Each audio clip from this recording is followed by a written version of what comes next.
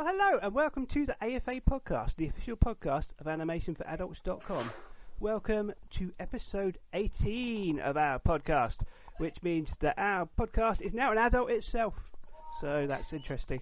I'm Chris, and I am joined, as always, by Dan. Hello, Dan. Hi, Chris. How's it going? Not too bad, thanks. How's it going with you? Also, not so bad. And Rachel. Hey, Chris, what's up? Not a lot. How are you? I'm doing pretty good today. Awesome. And the prodigal Yvonne returns. Hooray! Hello. Hey, how's it going? Going very well. That's nice. It's good to have you back on the show. It's been a little while. It has. It's nice to be here talking to you guys. But Welcome back. Yeah. Thank you very much. To be fair, you were on every episode prior to that, so yeah. Mm-hmm. Yep. So you had a record there. So well done. And then you've been super busy. Yeah. That's right. With ANNY, Animation Nights New York. That's right. We have a screening this Wednesday, November 11th, 8 o'clock, Fulton Stall Market. I'll repeat that again. Let's just hope this comes out before then. I suppose I better edit it quickly this week then. That's right. No Jill this week, unfortunately. We miss you, Jill. She's off watching Peanuts. So. Oh, I've been wanting to get to go see that this week, but sometime very soon. Yes. So expect a review from Jill for that soon. Nice. And at some point in the future, we'll discuss it on the podcast. But it's not out in the UK till just before Christmas. So, yeah, I can't watch it. But, yeah, Jill's not here. But we do have a guest who is a returning champion. Returning back to the show from episode 2 is Michael Collin. Hello. Hey, Chris. How you doing? Very well. How are you? Yeah, good. I'm still awake, which is the important thing. That is a good start. Yeah. It is good to be conscious. It certainly is. Most of the time. Yes. So the first time we had that Mike on, it was to talk about the Edinburgh Animation Lab, where he met Yvonne and lots of other awesome animation people, including also James Rogers, who came on the show as well. He was the Animation Lab person as well. But the reason for Michael's return this week is because we are going to talk about animation as a community outreach thing, because you may have heard the interview we did with Brian Austin from the Animation Project, which Yvonne volunteers at. Michael does a similar sort of scheme in Glasgow. Yep. What is the nature of the thing that you're involved with? Well, I mean, I've taught animation and lots of different art forms to socially disadvantaged groups, really, for many years. Currently I work for lots of different organisations. I'm probably best described as freelance, So I think it was in about 2005, 2004. I first got involved with a homeless project, and I started off teaching comic strips, and I was interested. I was published at the time with my own comic strip, and I was getting into animation, or I was certainly interested in it, and the people that I was working with trusted me enough to allow me to run an animation group with the group I was involved with, and it really kind of sort of grew from there. So I've worked with all manner of groups. Obviously, there was the homeless group. I worked with a mental health charity. I've worked in prisons. I've worked with people with addiction problems, with the Glasgow Drug Court. I currently work with young people in care, and also at the Southern General Hospital in Glasgow with young people. So I'm sure there are others I've forgotten about, but so I basically go in and run relatively short scale animation workshops, and mostly stop motion, I would say, and we really use it as a means of, well, I wouldn't say therapy, but I would say it's a good space for people to kind of escape issues that they may be dealing with and allow them to be creative and involved in an enjoyable process. And it allows them to, or gives them a platform for their voice that they may not otherwise have, with the added protection of not having to expose themselves they're able to sort of almost hide behind the animation, and that allows a sort of certain freedom for them to be able to speak quite openly and frankly about whatever they want to talk about. Cool. This is sounding a lot like what you do, Yvonne, from what I gathered from what Brian was saying. Because in his case, he is from a therapy background, isn't he? Or that's part of what he was involved in. That's right. He was an animator, a painter, and then an animator, and then through architecture, which is also very similar to my path in a way, which is interesting. But the group itself, he then became an art therapist, and the programs are kind of similar. I mean, I wonder, like, what sort of structure, or do you generally find that the structure is similar with all these different groups? Like, Michael? It depends. I mean, I've worked on, sometimes you get a couple of hours. I've had, incredibly short periods of time to make things. But the longest I've worked on, I actually spent 2 years with a mental health group that was initially supposed to be a 6-month project, and quickly realized that that wasn't enough time, and I sort of carried it on separately. But it really varies. I would say the majority of groups that I run would probably be maybe like an 8-session block, but like a couple of hours a week, and you go in and the group dictates where it goes. But yeah, there is a sort of a pretty standard structure. I mean, especially when you're creating an animation, you kind of have to follow the rules. It helps if you come up with a story at the beginning, maybe, and then you can move on to developing the world, building the sets, the characters, and I would say you just have to adapt it for whoever you're working with. You might be working with young kids, you might be working with, an adult group. But generally speaking, they all follow a relatively similar kind of structure. Yeah, it definitely seems to be the case. And what kind of events do you do? Do you have end screenings at the Oh yeah, always.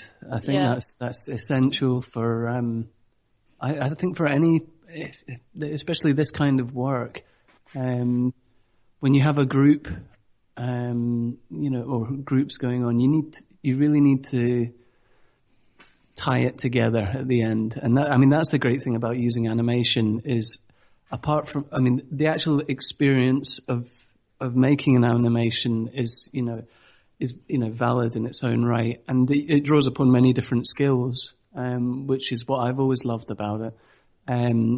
But the great thing is, at the end, you actually have a film, and a lot of the time, excuse me, you have to, I'd have to go away and edit it, and that can take a week or two, depending on what's going on. A week? A day. No, amazing.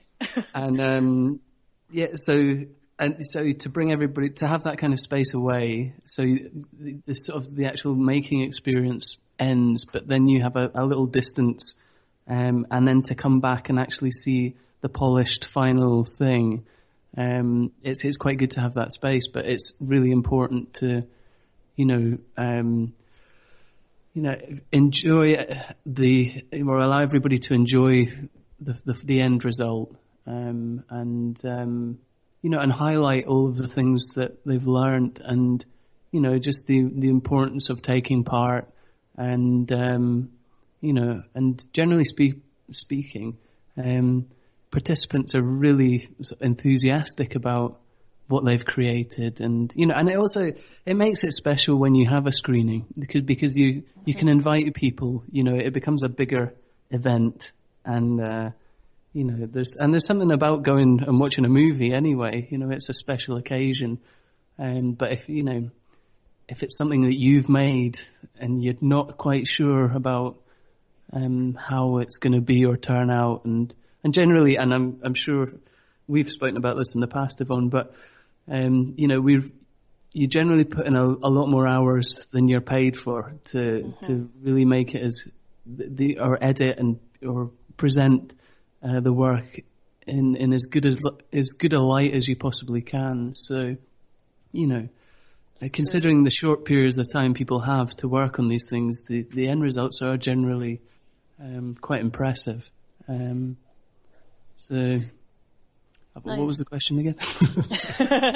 I have a question for you. I know that I have spoke about this. I think I talked about it in the interview that we did with Brian Austin, but can you, and maybe it's difficult to just boil it down to one, but can you remember the moment that kind of hooked you, this kind of work kind of hooked you into it?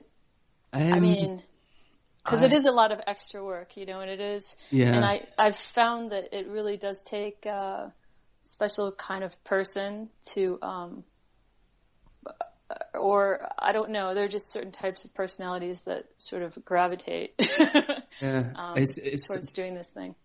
You certainly don't do it for the money. That's right. For sure.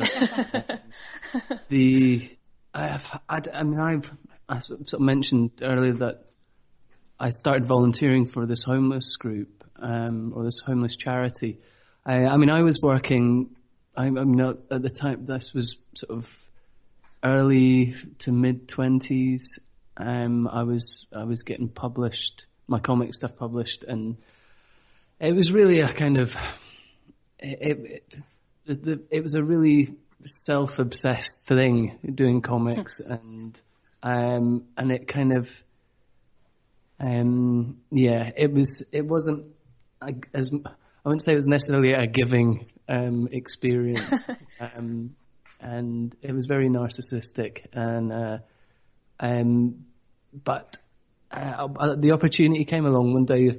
A guy that I knew said that he'd just been to this project, and that they were looking for volunteers, and so I went along and volunteered, and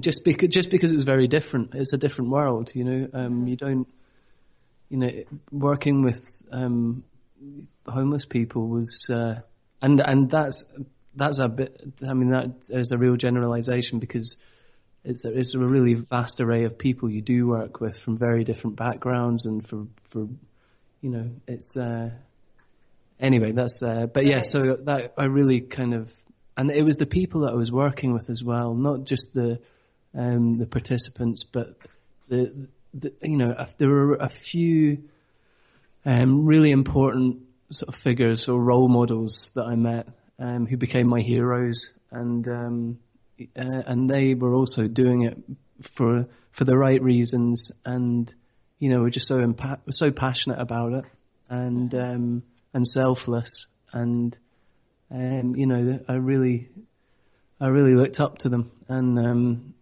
and as the years went by, they really supported me, and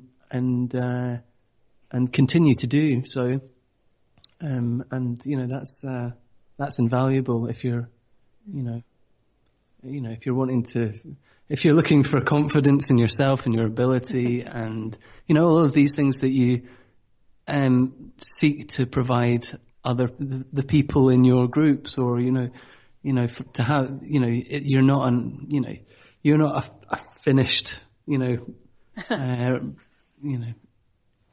thing. I'm looking for a word that I can't quite grasp. To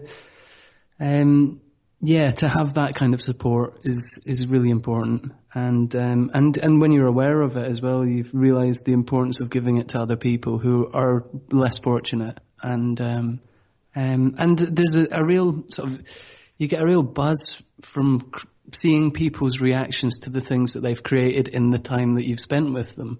And that's that's where the real value lies, I think, for me, in providing, this kind of work. It's, and it can come in various different forms. It can be something very small, but it could be something very big.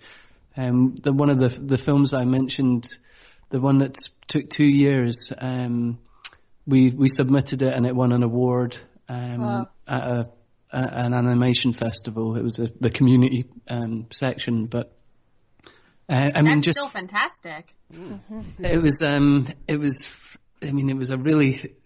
it was fantastic for everybody involved. It became a really small sort of core group of about 5, and to the project over 2 years was phenomenal. And the film, I think it was about half an hour long, 25 minutes. Wow. And it was all about depression. So it was a hard film to watch, but that's obviously the nature of the subject matter. But it was a terrific piece, and it really empowered them. And it gave them purpose. Every week they'd turn up for a couple of hours to work on this monster of a film. But there's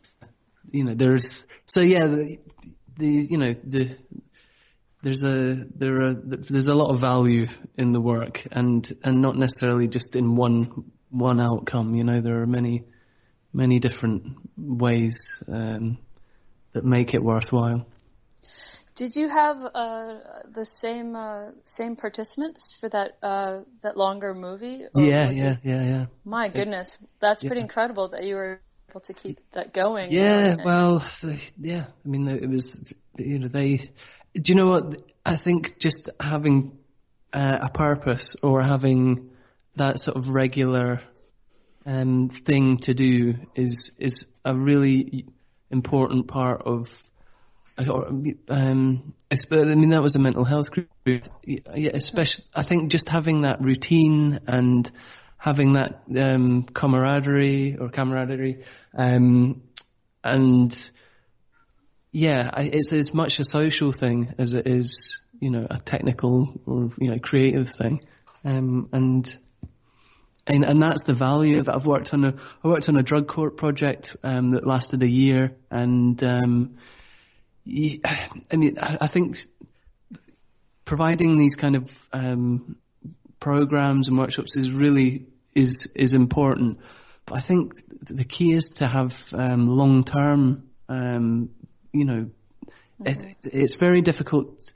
It's easy to get parachuted into somewhere, do something that people haven't done before, create something wonderful, and everyone's like, "Wow!" But then you, more often than not, you're taken away from that and it's gone. I think it's really important to have long-term support, no matter what it may be, because that's the key to recovering from addiction or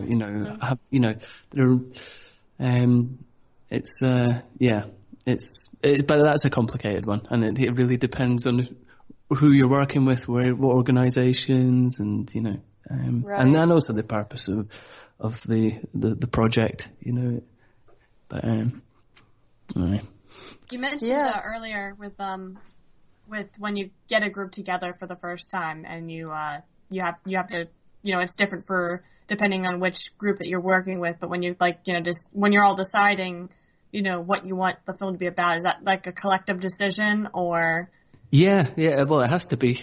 But again, sometimes, because with a lot of the people you're working with, it's their first time experiencing animation, you know, and so you need to be a guide, and you need to make sure that you get certain things done by a certain point, and you know, have a general overview of where this is going. But usually you start off with, right, any ideas, and nothing. You know, it can take a while to teach, and it's also about confidence and the nature. You know, once you slowly get people comfortable around each other and being able to talk about whatever they want, and once you start making them think creatively and realize that, you know, you can have talking refrigerators or whatever it may be, you know, you can really just, you know, like, it's good to be, you know, a little bit outside the box, and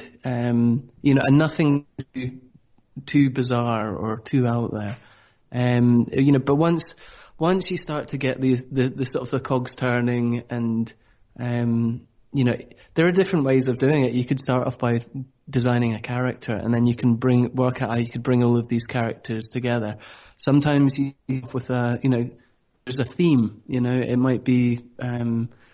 I did one about with a mental health charity, and it was you know, the group were quite aware of why they were there, and really wanted to highlight certain issues, and you know, were quite comfortable talking about mental health as an issue, and so we came up with this idea of a circus. The idea was that the circus was inside a head, and it used all of these different issues, you know, of fear or of paranoia or whatever it may be. There were quite a few different ones, and so that kind of dictated where that went.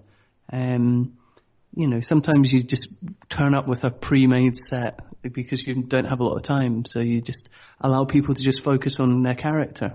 And I think that's really important as well. I mean, we all know that animation is, you know, there's so many facets to it. And you could just take voices, you know, you could just do like, you know, and you can make a piece with just an audio piece.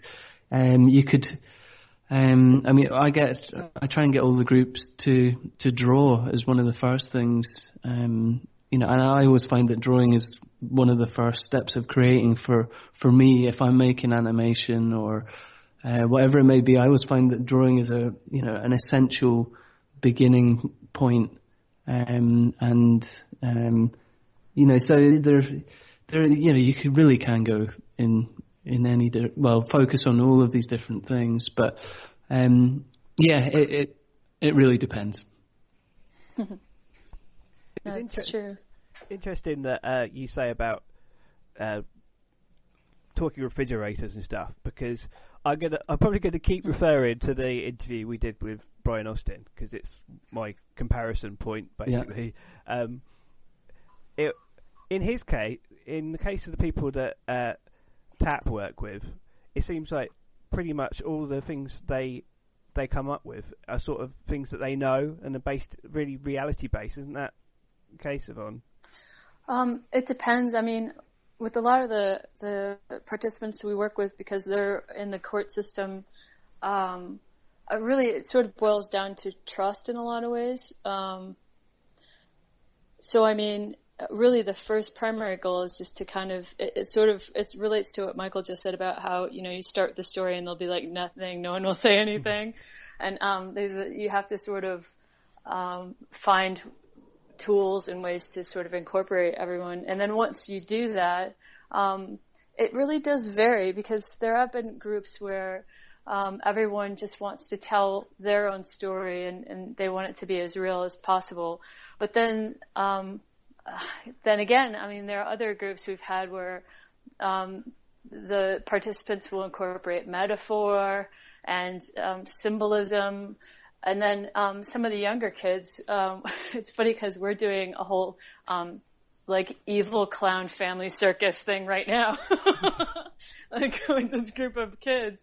And I mean, I guess the difference with them is that they're very, they've sort of signed up for animation, and they're not just there as sort of it's not part of a probation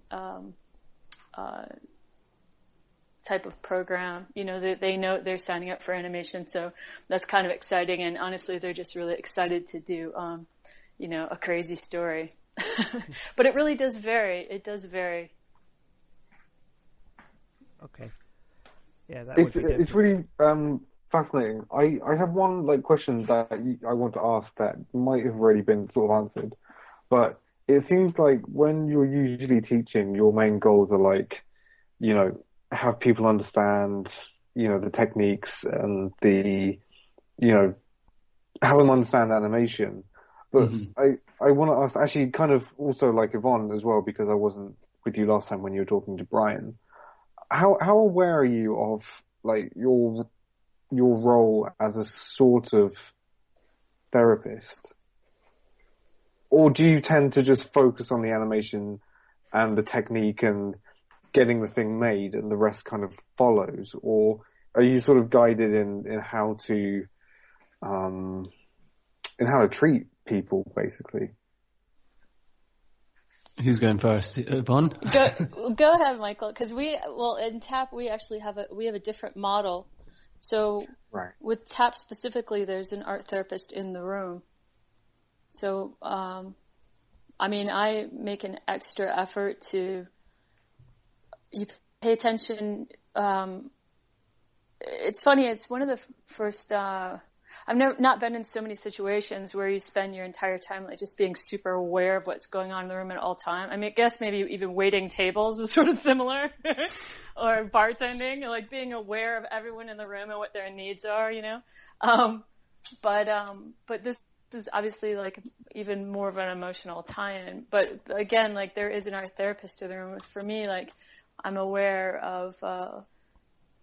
I just try not to tread on their toes, basically, you know, and not undo things that might be happening in the room. So there's an element of that, but mostly it's just kind of about treating people like human beings and interacting with them, you know, as human beings. I mean, it sounds simple, but that's really my main job description. And all of the animation and modeling and even the movie itself is just kind of like an extra added tool, you know, something that we can focus on together. I don't know. What would you say, Michael? Yeah, I mean, I don't think I kind of, it's like the art of, it's like teaching without making it aware that you're teaching, you know?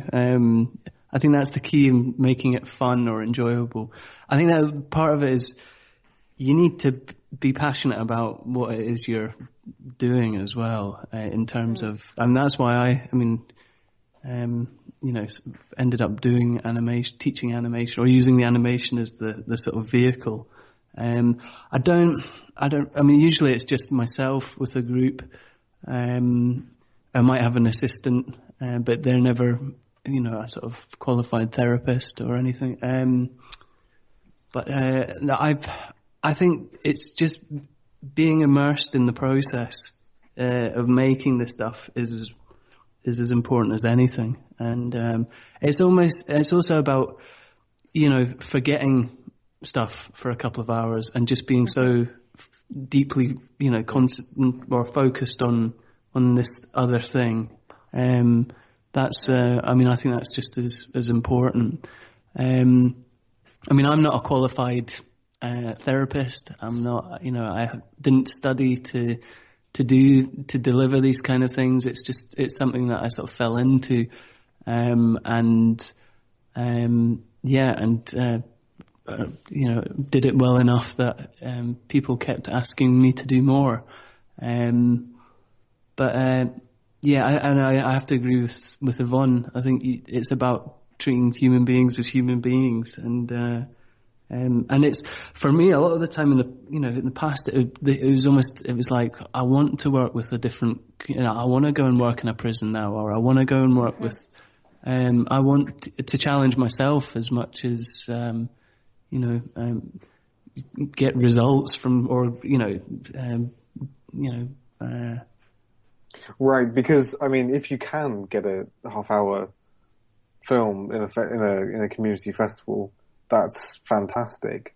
Yeah. But it seems like the most important thing isn't, even if people end up with anything, it's if the experience is absolutely worth it. And also it's about encouragement, it's about giving people confidence, and it's also about making them realize that they can do these things that Totally. every guaranteed every workshop, or at the beginning of every project, you will get at least half a dozen people going, yeah, I can't draw. And it's like, well, everybody can draw. It's and it's really about just encouragement. And I think I mean there are so many different things that give to the participants can take from it, but just the participation really is, and just losing yourself for a couple of hours in something that isn't familiar, or you only thought you could, or were told at school that you weren't good enough to do it, or whatever it may be, to go and revisit. And it's one of the basic things, one of the first few things that you learn is to write and to draw, and that's all throughout animation, and so to go back to that, if people haven't drawn since they were kids, in their 40s or 50s or whatever it may be, to go back and rediscover that, and to just that's I find that fascinating, because people watch movies all the time and they watch TV all the time, and they don't realize that they actually understand like visual language probably more than they know, and story structure. People have an innate kind of understanding of a beginning, a middle, and an end that they may not think about it that way. Anyone can be a critic and like tell you, oh, that movie stinks. Yeah. And you go, oh, you don't know stories, but yeah, you're right. People do. And I think also there's something very very interesting what you're saying about just getting someone to concentrate, because there's something about animation which forces you to, I can't remember who said it, but there's something about it that forces you to do one thing at a time. Yeah, it's like meditation. Exactly. And to really just like, if you do it properly. But it's like an ultimate sort of focus to. Yeah. It's almost a perfect balance between something that's technical and something that's purely creative. Yeah, I was going to say that too, exactly that thing. So, I also try and get the participants to draw as much as possible, and even if it's not necessarily even related to storyboard, but just because it has a sort of meditative quality, and sort of calms people down. But, it's really beautiful when you have people at the end, taking ownership of the actual project. And I mean, there are definitely circumstances where during the screening, very few people will show up. It's almost as though there's sort of a fear of the program ending. I don't know. There are all these different, reasons it could be.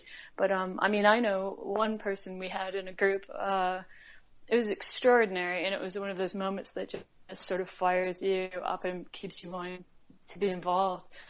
But this participant, when she first came in, was not interested in being a part of any program, and really sort of fought everybody. But by the end of the project, she wrote everything. She wrote the entire story. She acted in it. She didn't make it to the screening, but when she came back for another group, she was really proud. She was really proud of the project, and even took some time to sort of explain what the animation program or animation project was all about. And it was something. It was really special, Mm. That sounds like a really passionate person to me, and a really creative person as well. Oh yeah, definitely. There was something I was going to say just beforehand. When you've got a good group, or when it's everything's working, because you get the sound of concentration, and the room is just silent, but everybody is so intently focused on the thing that they're doing, and it's just not, and it's not an uncomfortable. It's just everybody is in the zone, and it's like a studio. yeah, it is. It's and they come, they don't happen that often. But when they do happen, you really have to, you have to kind of point it out to everybody in the group. It's true. Yeah, we say that a lot. It's like, we're a production studio of 6 or 8 or yeah.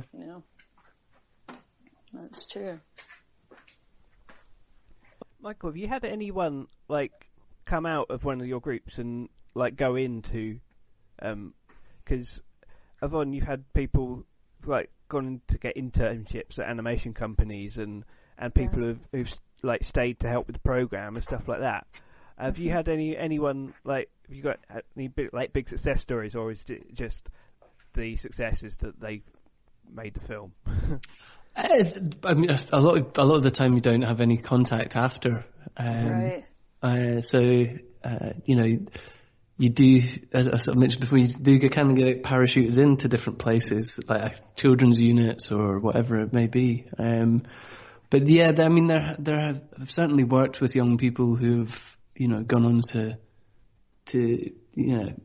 I mean, I've worked. I mean, I teach animation, but I also do workshops in toy making, in comics, in puppets, puppet making, and I sort of general arts, filmmaking.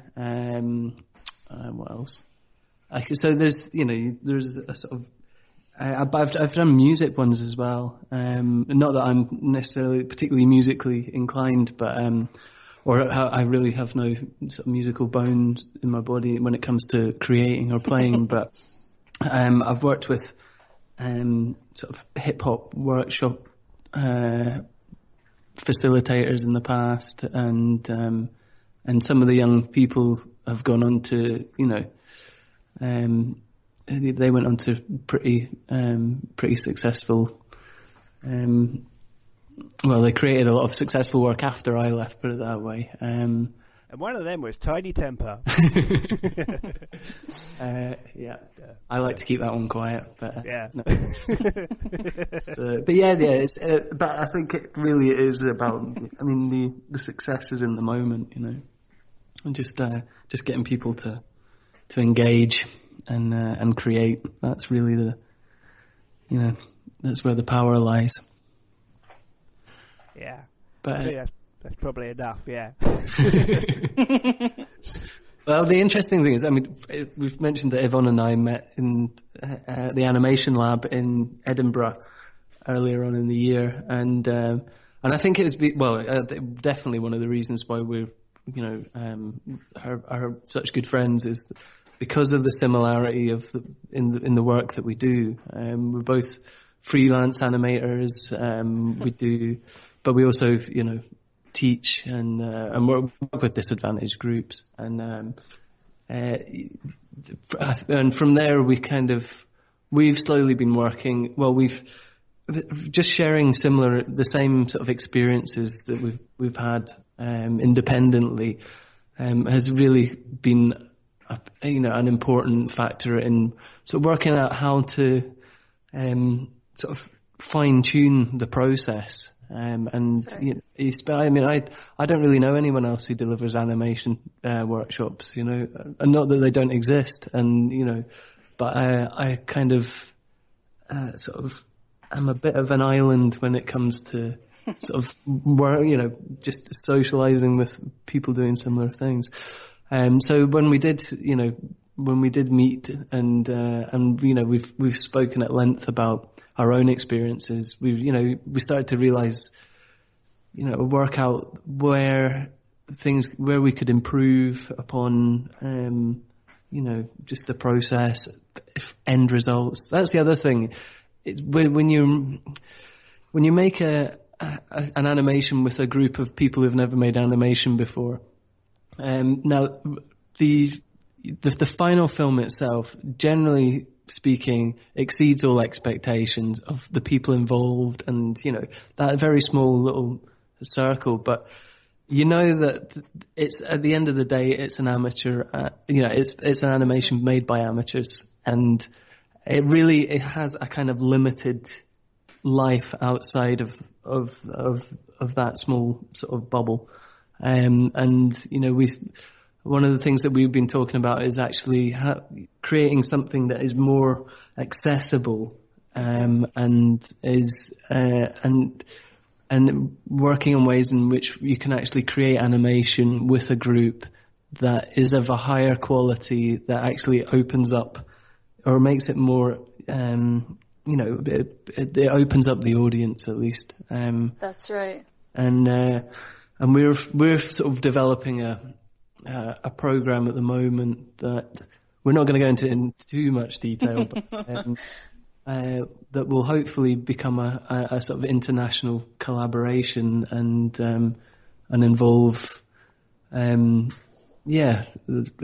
different, right, bringing together different minds and hopefully delivering something that has been well thought out and really has a positive impact on the participants or the groups. Right. And the world at large. Yeah, that's right. That's right. You're hearing the early rumblings here first. Yeah. Oh, awesome. We feel privileged to be witnessing the birth of this thing. Yeah. But now you have experience of it sounds like you guys have a bit of experience of how these groups interact. Yeah. There's no reason why you shouldn't be able to achieve what you're talking about. Yeah, I mean, it would be. If we couldn't do it, I think there'd be a problem. But it sounds really challenging because you're starting to approach the point where you're like, they're not employees, so the structures that make animation productions work is sort of like all in it together, sort of, you've got someone doing backgrounds, you've got someone doing characters, you've got people doing different jobs. And I'm just thinking, listening to it, like, the challenge would be how to make this how still do you create feel all like, of that? well, yeah. How can one person actually do all of that by themselves from beginning to end? And that was, I think that's how we came about with what we've come about with. Was like, wouldn't it be great if you could do this and personalize this and da-da-da, and I think we've pretty much I think we've got something that really allows, an individual to do all of that. But it's not just a single person, it's about their engagement with another person, on the same screen. And, we can't reveal too much, but it's, we're certainly very excited about it and, are looking forward to really presenting it to potential backers. So, but yeah, it was a challenge, but it was also like, well, these are the things, this is the group that we're looking at, or this, this demographic, this is who we want to work with, these are the issues, what are the common themes, what are the interests of these, this group of people, and from that, we've kind of devised, what we have.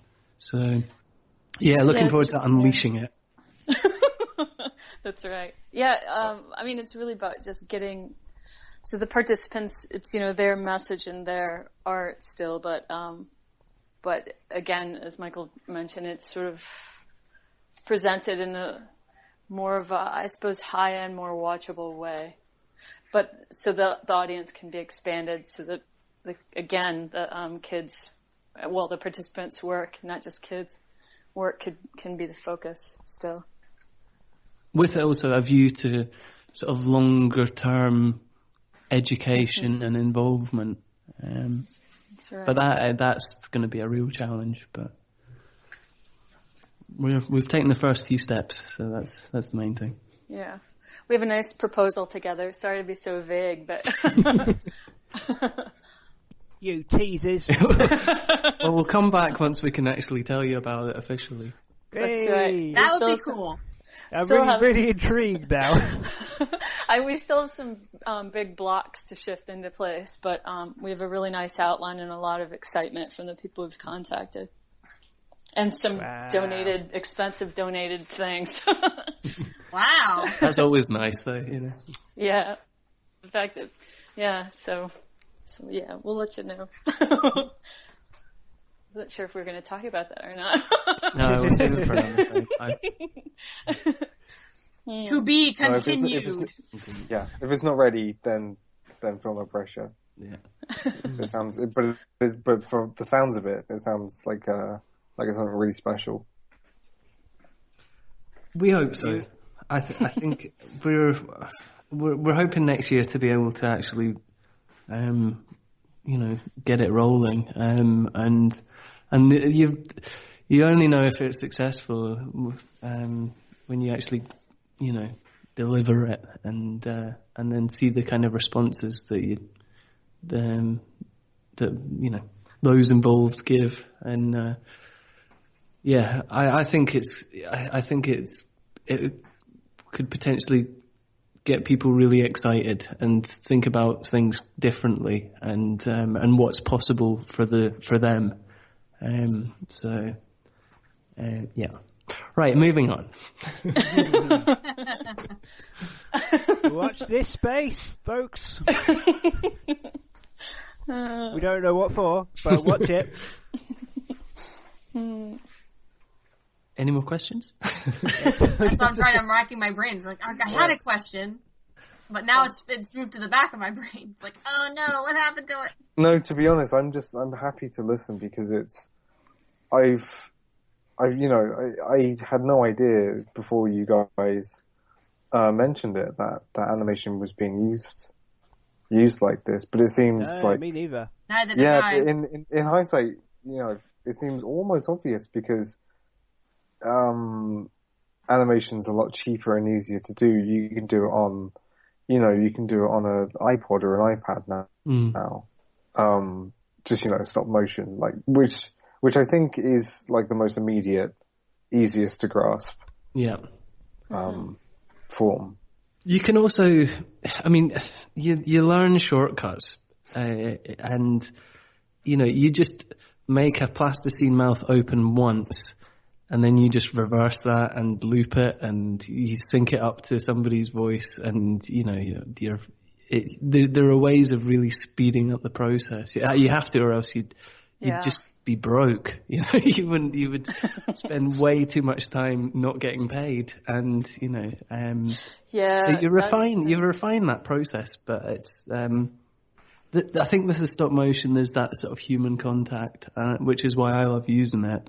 That kind of, I think with digital or CG stuff, there's don't get me wrong, there's amazing stuff out there, but there's a lot of stuff that isn't quite so amazing. But I think there's a distance between the viewer and the creator.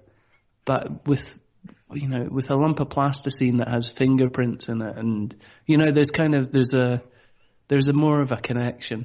And I think that's that's certainly one of the reasons why I love stop motion. It's almost a tangible thing, it's. Well, yeah, all the movements are, that the characters make. Someone had to physically put the model that they're working with in that position. So it does. Yeah, it is definitely more physical art, I think. Yeah. Yeah, I think it's easier for the man or woman on the street to get their hands, their minds around how stop motion is done. Yeah. They can just work out, it's a plasticine, you move a bit, you take a photo, but, with CG, it's like, how does that even happen? Yeah. It's just That's literally creating something from a bunch of digital data. Yeah. Well, the thing is, and we sort of touched on this during the interview with Brian, but with a lot of, especially the groups ages, let's say even 13 to 25, all those participants, they really do play a lot of video games, because part of the reason is it helps to keep them out of trouble. Because we mentioned this in the interview, but a lot of these people are on probation for like 4 and 5 years, and they're not, just by leaving their homes, they can get arrested and go back to jail, because they're like near someone doing something wrong, or they're just, like the odds are stacked against them. But so they spend a lot of time playing video games, and they're very familiar with the digital space, and they play Minecraft and you know what I mean? So some of that isn't really all of that foreign. And it really, though, boils down to, I absolutely agree. The thing is, even just for the Animation Nights New York thing, I have a really hard time. Like, people can get away with so much more using stop motion and hand-drawn films, just because it's just, there is more of a human element for one thing, and it's just more interesting to look at than if you have bad CG animation. The computer is doing all the tweening for you, right? Creating that kind of. Yeah, it takes a lot of work and the work work hours and probably staff as well to get like a really impressive production quality. But it's not even just that; it's a matter of reining in those keys from the computer that's spitting them out. That's the difference. Right. Like, that's the main difference. So, but anyway, my point though is that it really boils down to the story, and we touched on this before, but the kids, I showed a handful of films that we made at TAP to a couple of friends of mine the other day who had never seen any of them. And even though, we have to take all kinds of shortcuts in order to get this stuff done, it really becomes about that story. And they loved the movies because the thing is, they're just real. They're just real stories, really, like, not necessarily, some of them are really depressing stories, but they're heartfelt and real. And I think that comes across, and so it's the thing, if we can sort of up the production quality a little bit, it'll count for a lot, I think. Michael, I've got no more questions for you. That's all right. Yeah, no, are we good? I need to go and I need to go and storyboard Outlander. Outlander? Yeah, that's what he's storyboarding. Oh. But is that the TV series? Yeah. Yeah. I'm the go-to storyboard artist. Oh, interesting. Yeah. Wow. It sounds a lot more interesting than it really is. But it's not a full-time gig or anything. You get an email or a phone call the day before, and can you go in? Yep, sure. So, but I have a deadline for tomorrow morning, so I'm. Yeah, well, we've got nearly an hour. Do you do full episodes, or do you do sequences? I came in probably about 3/4 of the way through the first season. They're currently filming the second, and they're pretty close to finishing that. But they have different, like a director will do a block of 2 episodes, and some directors don't need storyboard artists. Most of the time, if it's a complicated scene that involves lots of money, or there's like a battle, or I'll sort of get drafted in just so that everybody is clear as to what is going on. And you don't storyboard the whole thing. No. It seems like in live action, I've not really had much experience with storyboarding live action, but it seems like you don't have to. It's not like it has to be an animatic, and you need to know when people are leaving and exiting and. Do you know what? These directors are so experienced, and the machine is such a well-oiled machine that I think they just know what they're doing. It's really to communicate with the sort of the big cheeses, just to make sure that everything is going the way everybody wants it to go. But no, I mean, it's nice. It's just being able to just go and sit with the director and just have them. I mean, I just draw what they asked me to draw, but it's quite intense work. It's you're sitting drawing. I mean, I think I did about 70 drawings in a day last week in one of the days that I was working, and it is non-stop. But it's interesting. It gives you an insight into the juggernaut that is American TV, and that's just. But it allows me to get as close as I need to get or want to get, and then I'm like, right. It just reaffirms that I want to do, and not do this. But you have total respect for all of the people who actually, do what they do. They're all there for a reason. But anyway, so that's what I'm off to do now. Okay. Draw some I exploding red remembered my question. Sorry. I might have remembered my question from earlier. But I don't know if I'm trying to remember if this was covered already at any point during the conversation. Since I know you mentioned you've worked with a variety of different groups like mental health and in prisons and so forth. Have you had to work have you had to have multiple different kinds of people all in the same group together? Like you say, someone older or someone younger, just how there's difficulty getting them to work together, or are we just trying to get the ideas, to flow from trying to get toward a single project that you set out to do? I mean, in terms of age range, for the sort of widest age range would be 60s, 70s. I think it was, maybe there was a guy, I think there was one group where the youngest was maybe 26 up to, and the eldest was 70 odd. So, but that wasn't a problem. There was no real problems with that group.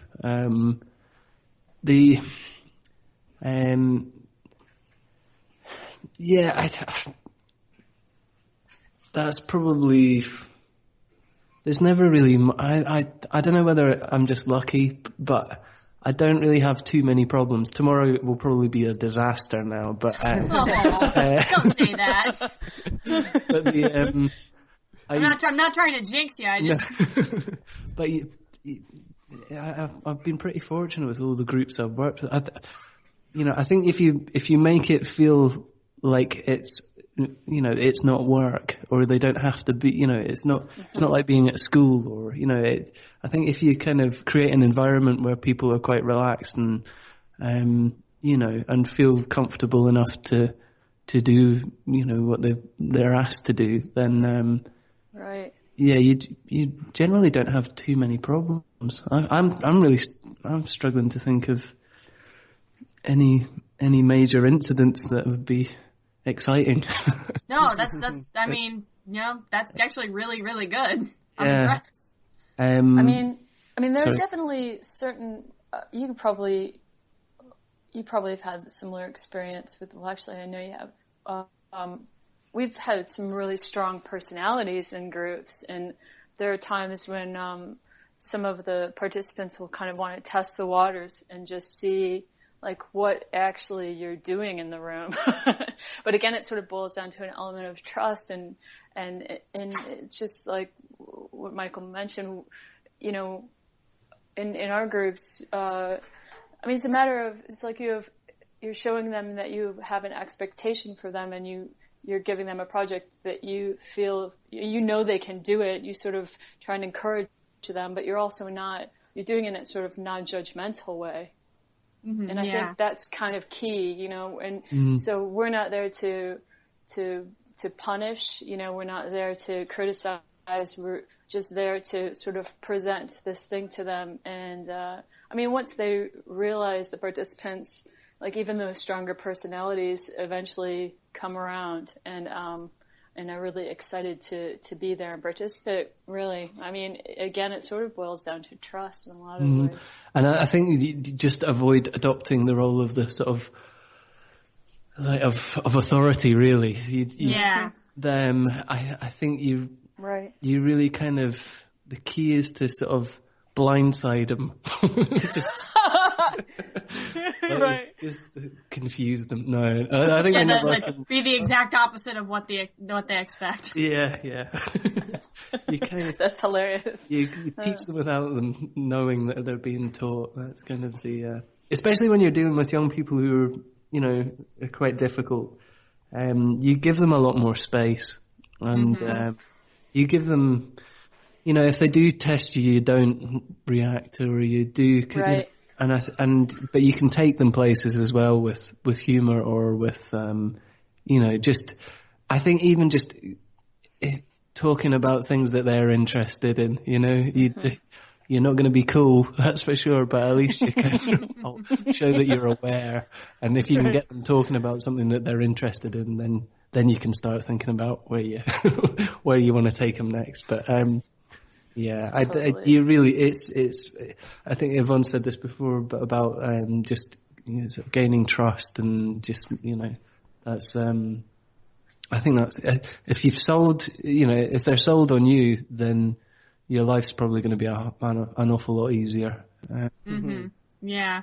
I mean, there are groups who are just lovely, you know, you just, they're just the, you know, the nicest groups, and you just know you're not going to have any trouble. But, you know, there are, you know, much more challenging sort of groups that you do have to you have to be on your toes. It's like Yvonne said about the working in a bar, you do have to be aware of everything going on. And as soon as you see someone starting to get distracted, it's like spinning plates, you know, you need to be on it, and you know, find and have a list, you know, have lots of tasks in your head for them to do, so that you can fill up that, you know, the last 45 minutes or whatever.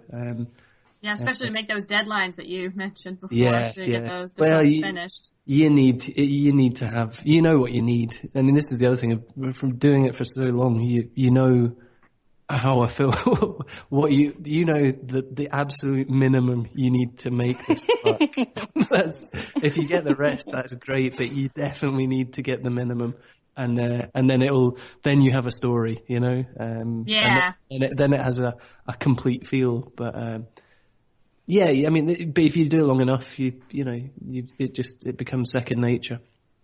That's very cool. Yeah, and the spinning plates thing is funny because, I mean, yeah, it's not really about necessarily like putting out fires with regard to personality, because that again just is, you know, about trust. And as long as you're not, once they realize like, oh, you're not here to, you know, scrutinize me or judge me or report me for something, that we're a separate thing, it really becomes about like who needs the most time from you, you know, because certain people need more one-on-one time than other people do, just in order to like apply themselves. At least that's been what I've found. And I mean, it's something, but also, I mean, it just reminds me, I mean, it's definitely related, but with regard to suspicion and stuff, I mean, we had this one young participant come in, and he says, I liked him immediately as soon as he walked in the room, but you just knew he was going to test the waters a little bit. And he said, like, he made a comment like, you know, why do you do this? Like, is this your job? And why do you do it? Do you get joy from this? And I was like, well, what a good question. You know? You know, and I just answered with a straightforward way. I said, you know, I'm not getting rich, but I'm here because I want to be here. Because I want to be here for you guys, you know? And because you're real people, you know, and I enjoy hanging out with you, you know, and you know, and learning all your new slang. And learning all your new cool slang, it's Michael and I, I try and keep him up to date. I haven't really heard as much, like a couple words, but always like, where's your list? I have learned a ton of new words. You also find that they can be the funniest place, like just hilarious places or situations to be in. So funny. You get to hang out with people that you wouldn't otherwise hang out with, and some of the stuff is just genius, Oh, so funny. You really, you can totally underestimate, especially young people. Mm-hmm. Like, even the really, young, some of the stuff that they come out with is like, I totally underestimated the brains and the workings of the brains of young people. There's some really smart kids out there. Seriously smart. That's right. That is amazing. Awesome. Well, I think we better let Michael go. Yeah, thank you very much. Go do your storyboarding. So thank you very much for joining us. No problem at all. It's been a pleasure. And we will have to have you back to find out about this exciting new project. Yeah. Agreed. Well, I would love to come back and talk about it for sure. Awesome. It's gonna be great. So good luck with everything. Thanks ever so much. Oh, sorry. Oh, did you want to plug? Oh God, I yeah. forgot. Yeah, I forgot. Plug everything. Yeah. I really don't. Oversight. I was like, oh, he's got to get off quick. I've got a website, but I haven't updated it for a while. But that's just www.mjcollin.com, and that's about it. Yeah, you're on Twitter, but you don't really use it. Yep. Is that right? Yeah, although I've thought if I actually stated that I was the storyboarder in Outlander, I might get a few more followers. But I think I don't think I'm going to do that. I think okay. But, I think I'm following you, Michael. I think you might have 2 followers. I don't know. I think I might have started following as well. See, you probably have a small handful now, at least. I might start tweeting then. But Yeah. anyway, that's me. So I'm off to go and do some drawing. But thanks ever so much for having me on, guys. All right, best of luck, Michael. All right, you guys take care. Bye. Bye. Talk to you soon. Bye.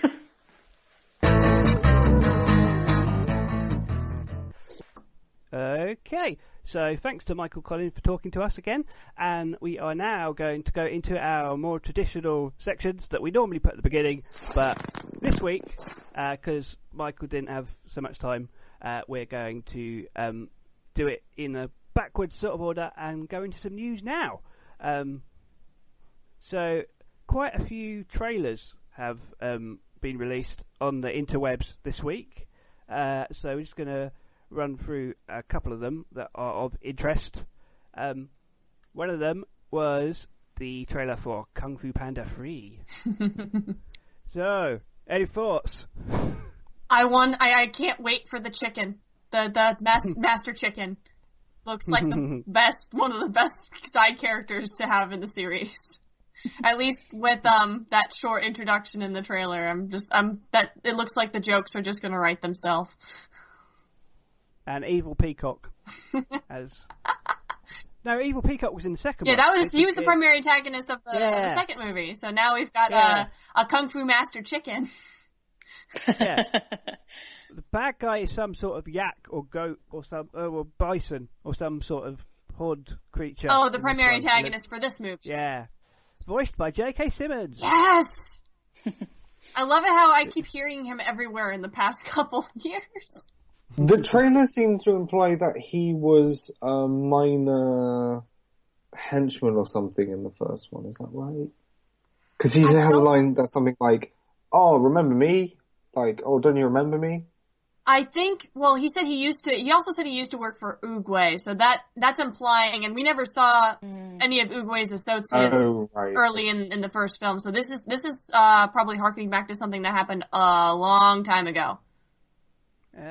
So either a arch nemesis or like a defector or something of that nature, I think, is what, he probably used to work with Oogway. Something happened. He died, but then got like these weird powers. I don't know. That will, remains to be seen. But at the very least, from the look of the trailer, whatever power he has is no joke, because we see very clearly in the trailer that the Jade Palace looks like it gets blown up. Oh dear. Something of that nature, and Yeah, it looks kind of brutal.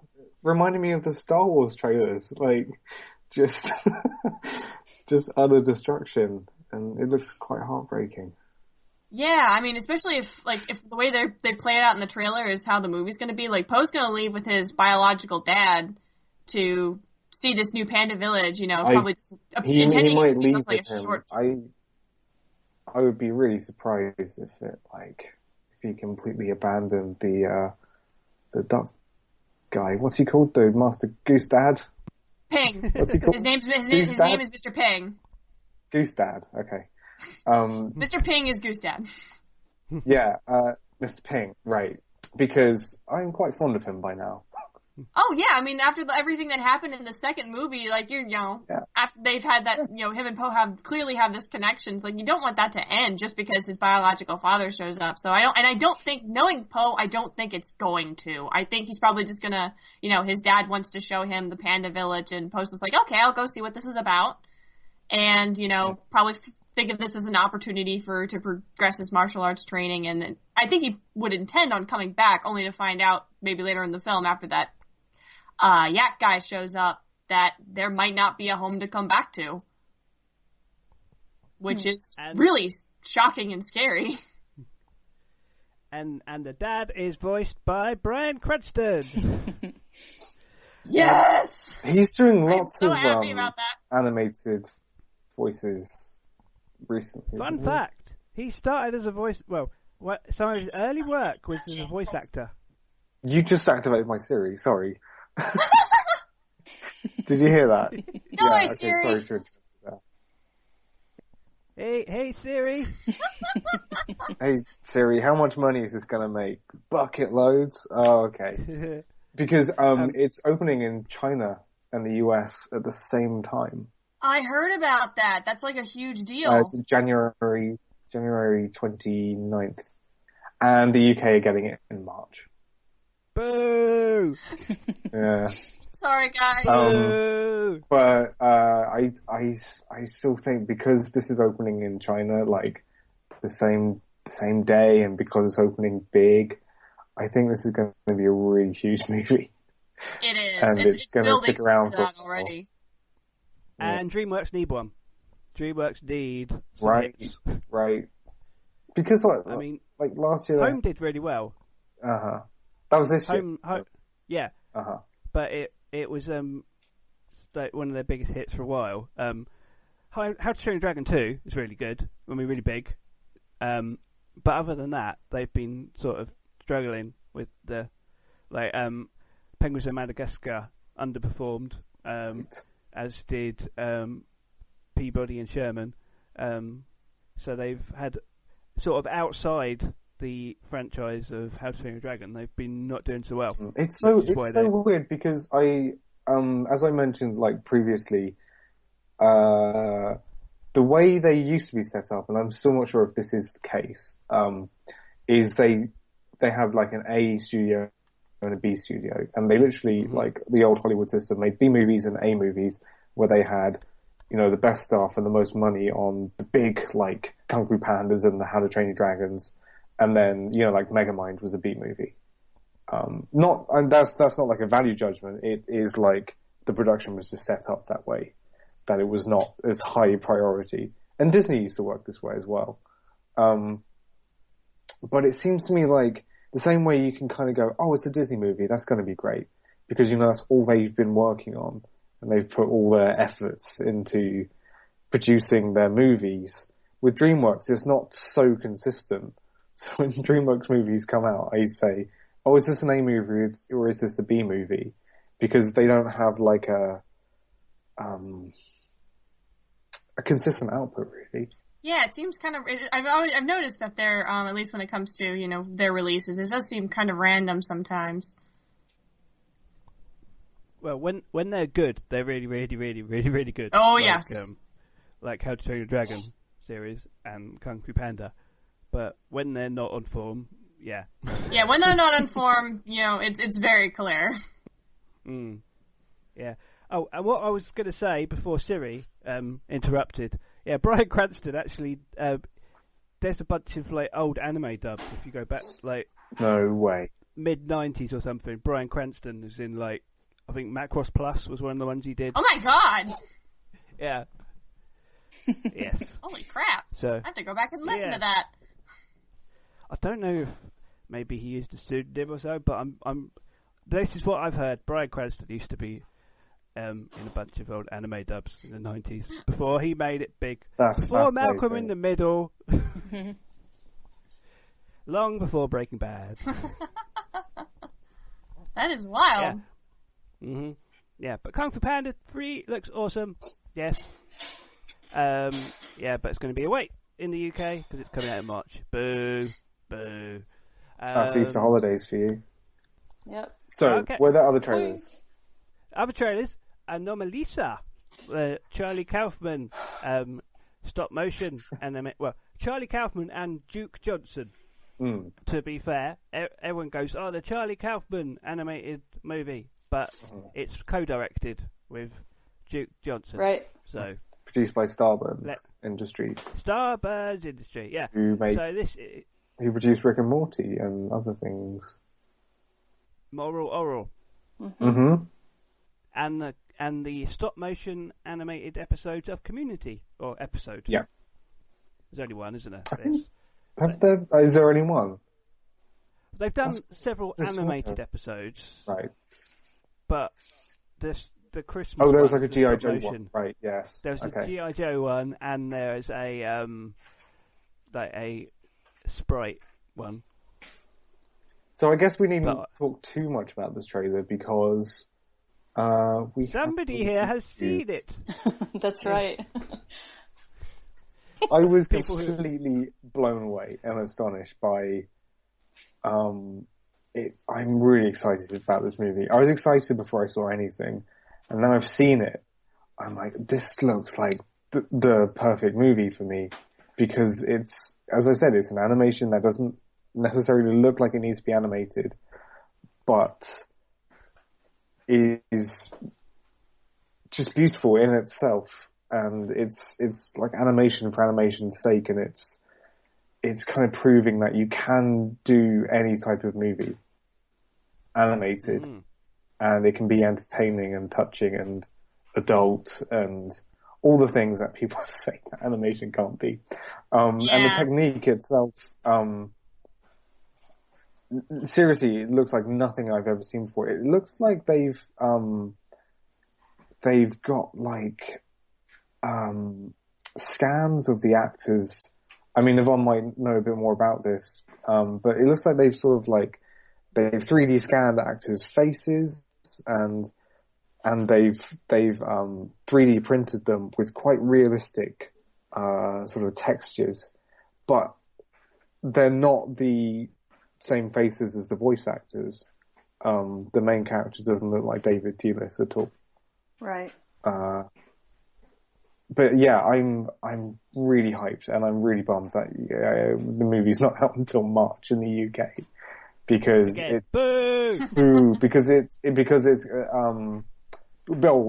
not out in March because it's going to be a huge hit with the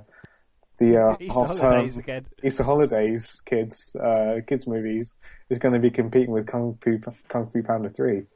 But yeah, no, I'm really excited about this film. And even if Yvonne is a bit lukewarm on it, I'm still really excited.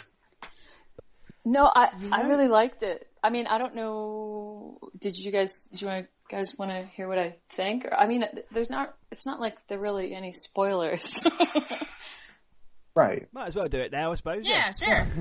I mean, this is the thing is, when I first, I mean, I was really excited to see it for sure, and I liked it. I really liked the movie a lot, but I found it kind of fascinating, and it's funny because I spoke to Michael about this at length after I saw it. Like, we sort of Skype called, and I was just like, "You got to hear about this."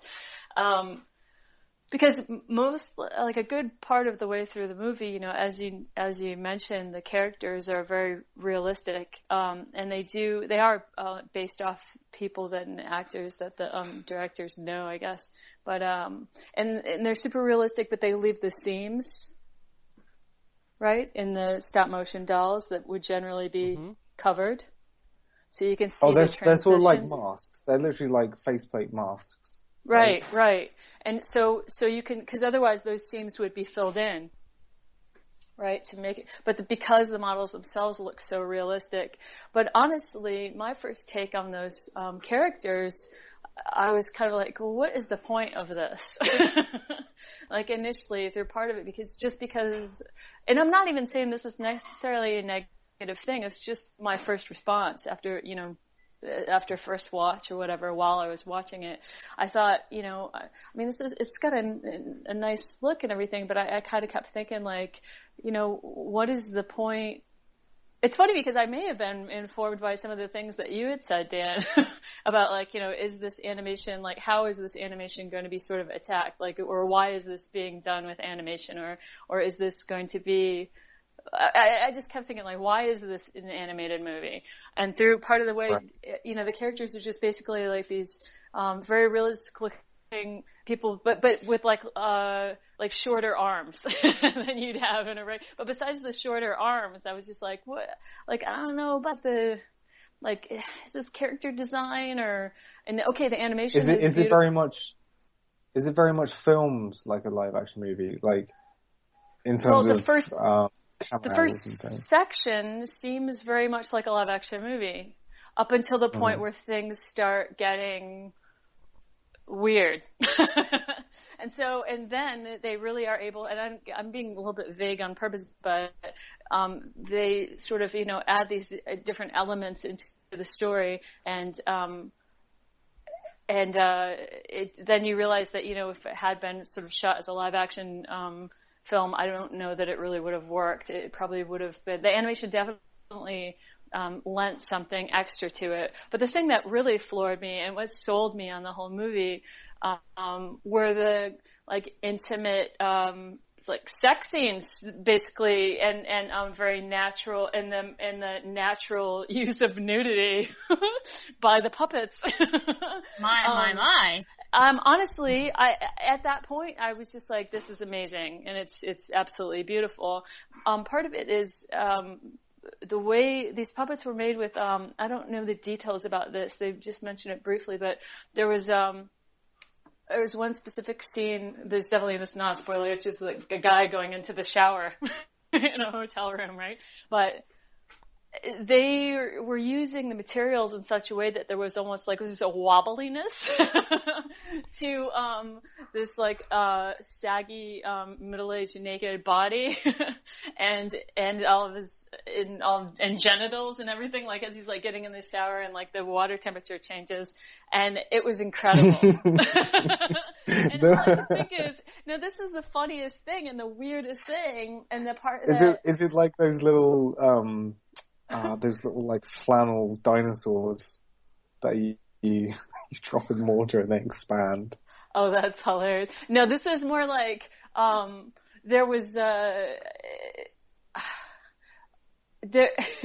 things would like there was his body looked like this really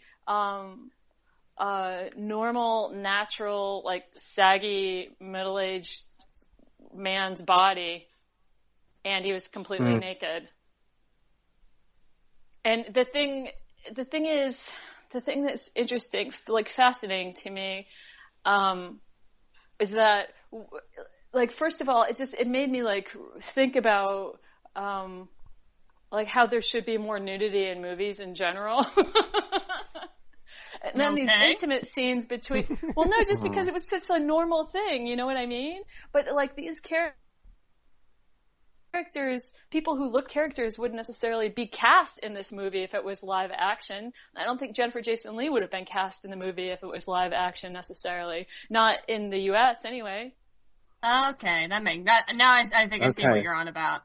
Do you see? And then even the sex scene was this very intimate, like loving moment between these two human beings that are puppets that are animated that you just would not see in a live action film.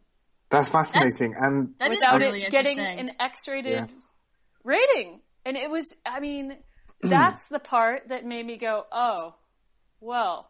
I mean, because initially, you know, the film wasn't necessarily going to be a movie at all. It was going to be, it was like an audio thing. I don't know if it was an exercise or maybe it was supposed to be broadcast that way.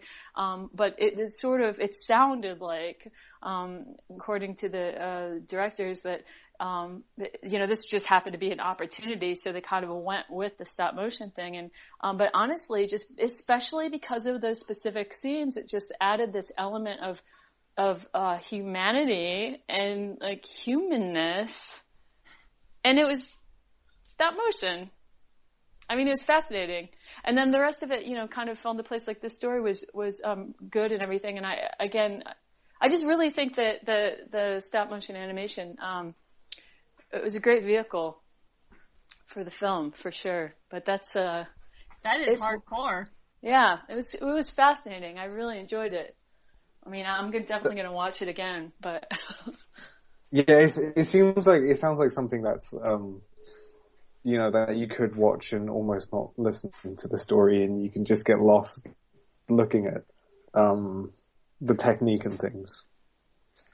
And because definitely. It sounds really, and it looks really unique as well. But what you're saying about like it being able to do something like a sex scene, and you're not. You know, because when a sex scene's happening, you're thinking, whenever I'm watching a sex scene, I'm thinking, oh, that must have been awkward to film, because I think of all the crew, and you're looking at a photograph of someone's naked body. But as I just always go back to like Roger Ebert's review of Grave of the Fireflies, where he says the reason it's so powerful is because spoilers for Grave of the Fireflies. Sorry. The reason that movie is so powerful is because it's not the image of a little girl who has died. It's the idea of a little girl who has died presented through animation. And we've said before, like, it's a bit more of an abstract thing than a photograph. And it kind of forces you to, be a bit more introspective, maybe, when watching movies, I think. And I'm just so excited about this film, because it's gonna prove to lots of people that animation can do that kind of thing. But I think actually lots of anime movies and also anime series as well have done it a lot as well. Directors like Satoshi Kon, you could argue that his films like Tokyo Godfathers or Perfect Blue in a few places, you know, you could say, well, why isn't that live action? And the answer is because the animation might not, you know, it might not be hitting all the Disney like so-called rules of like exaggeration and, you know, really making every scene pop, but the overall effect is something that you can't quite explain. Yeah, it helps tell. Right. It basically helps tell the story in its own way. Well, and also the story for Anomalisa is a little bit like quirky and as you'd expect. And there were moments in it when I had that little debate running in the back of my mind a little bit. I mean, it sort of eased off, and I was just like so flabbergasted by like really the nudity. As soon as that scene happened, I was just like, "This is amazing." But but do you know what's interesting? But it is blended that with the blended movie itself. Sorry to interrupt. No, go on. With a movie like another Charlie Kaufman script, Eternal Sunshine. Who watches that and says, "Oh, wouldn't those effects have been much easier to do if this was animated?" So you don't often get the argument the other way around. Right. But he used camera tricks and stuff. I mean, the thing is, like, there were decisions that were made with the animation that I thought would have been, like, just not worked in a live action film. They would have had to handle it an entirely different way. Right. But okay. he's been good with those movies using camera effects and camera angles and all kinds, color grading and all kinds of other stuff. The other thing as well with Anomalisa is that it is a relatively low budget movie as well. Oh, that's It was interesting. basically funded mostly through Kickstarter. Right. It was going to be a short, and then in production they just sort of expanded and expanded, and I think, some extra, more traditional, funding was used in the end, but it's still relatively low budget, I think. Huh. Yeah. Well, the thing is, with Anomalisa is what you said before, Dan, about the way it's being, written about by non-animation people.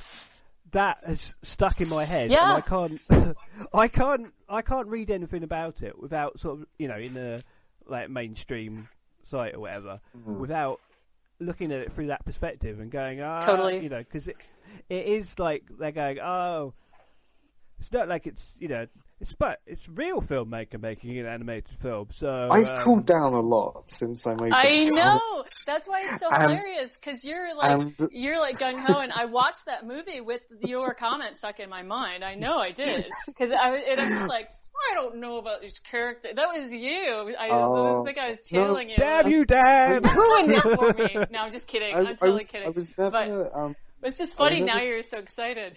Yeah, I was never really that way about the movie. I was that way about how people were going to receive the movie, and about how critics would go. The trailer actually has a pull quote, which is, "It's the most human movie of the year," and there isn't even a single human in it. And I'm just like, fuck off. You can say that for any animated movie. Just, you're not that clever. Just say that. But the thing is, though, it's because of those scenes, I totally understand why. No, I'm sure, yeah. Because think of a better catchphrase. Oh, yeah. No, I'm absolutely, and the reason I selling now is because I think, all right, if it's going to take that to get people who wouldn't go and see it usually to see it, then I'm fine with that, because I think there are so many anime movies like Satoshi Kon films or Oshii films where I'm like, these are classics, and people would recognize them as that if they weren't, if they didn't have the stigma of anime or animation around them, and people wander past them on, I was about to say wander past them in blockbusters, but I mean scroll past them on Netflix is what I meant to say. If it takes that to get someone interested and excited about the possibilities of animation outside of Pixar, then if that's what it takes, I'm all for it.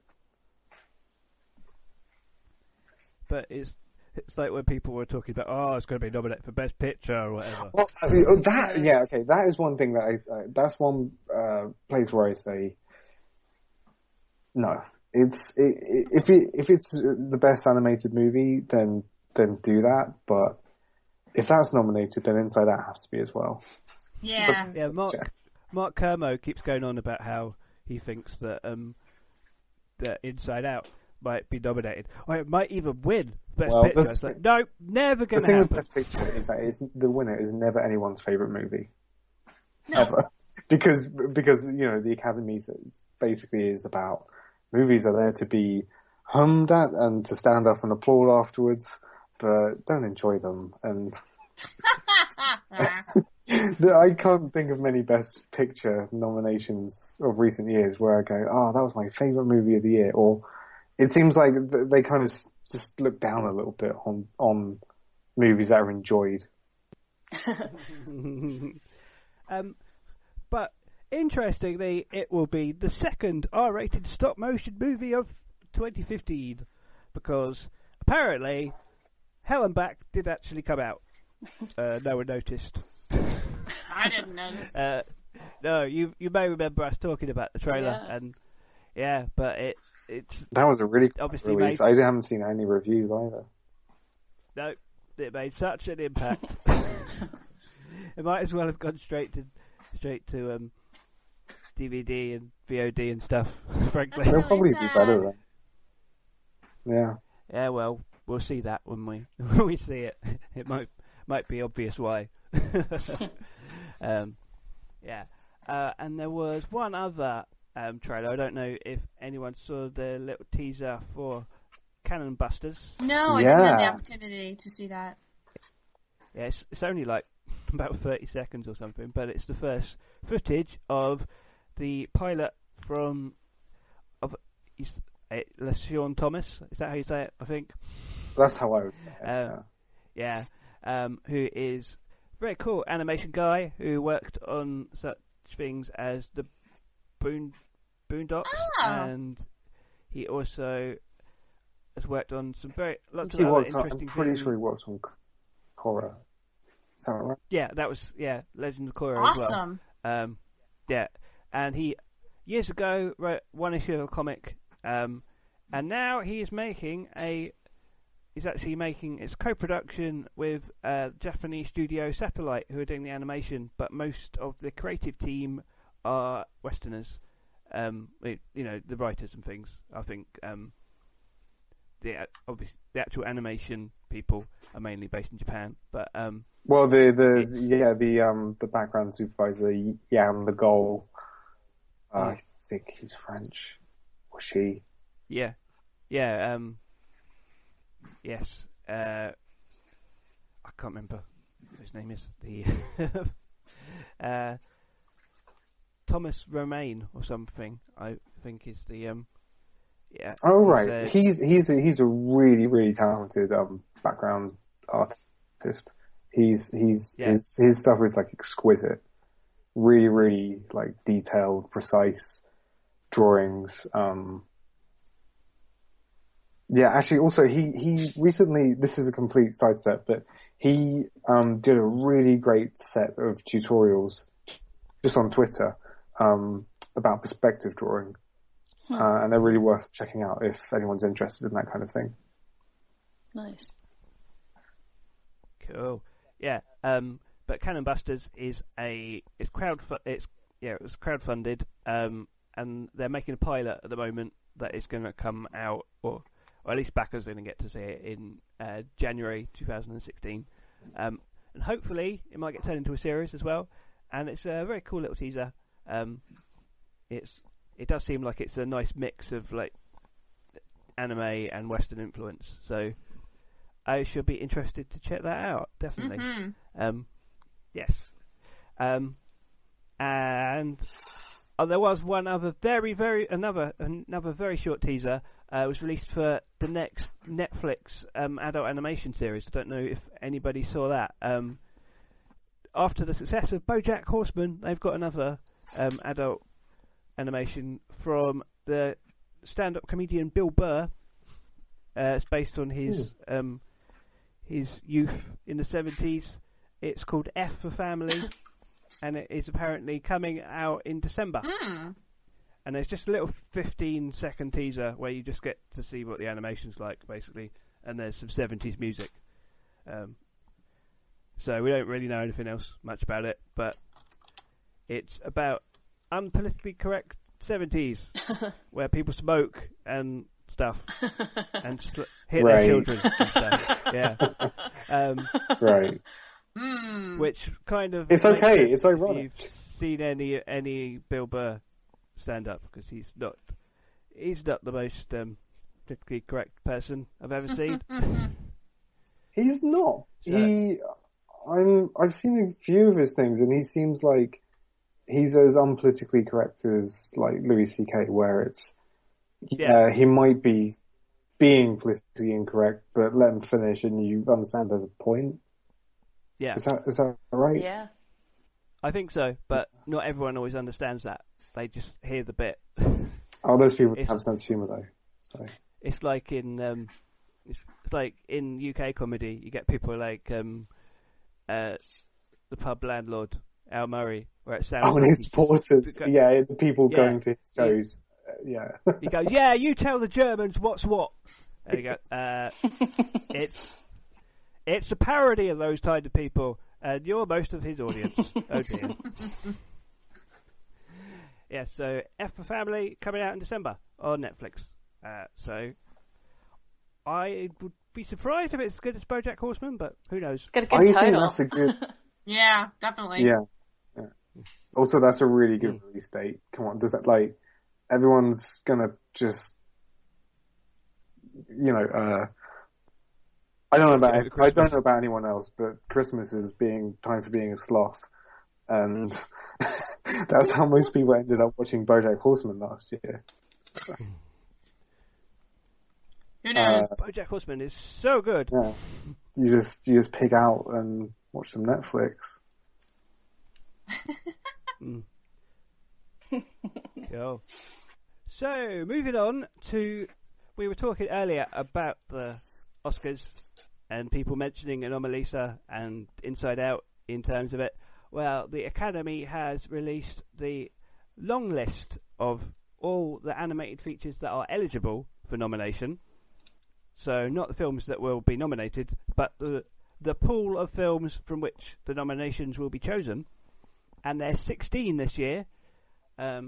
And if you get 16, that means that up to 5 films can be nominated, as happened in 2015. However, not all of the films on the list actually have secured long enough runs in LA. I think. Yeah. They haven't. They haven't had. I think that probably includes Good Dinosaur hasn't actually screened yet, but it will have done by the time. Yeah, I think the rule is you have to have at least 2 weeks in New York and LA before December. Is that right? Or is it New York or LA? No, I think it's both. Oh, yeah. Because I thought Bill Plimpton had something that they had the Oscar qualifying run, and I thought it was just in New York. Well, maybe the rules have changed because they change all the time. Yeah. Should I run through the list quickly? Go right ahead. Yes. Right. In alphabetical order. Yeah. Anomalisa, The Boy and the Beast, Boy in the World, The Good Dinosaur, Home, Hotel Transylvania 2, Inside Out, Khalil Gibran's The Prophet, The Laws of the Universe Part 0, Minions, Moomins on the Riviera, The Peanuts Movie, Regular Show the Movie, Shaun the Sheep Movie, yay!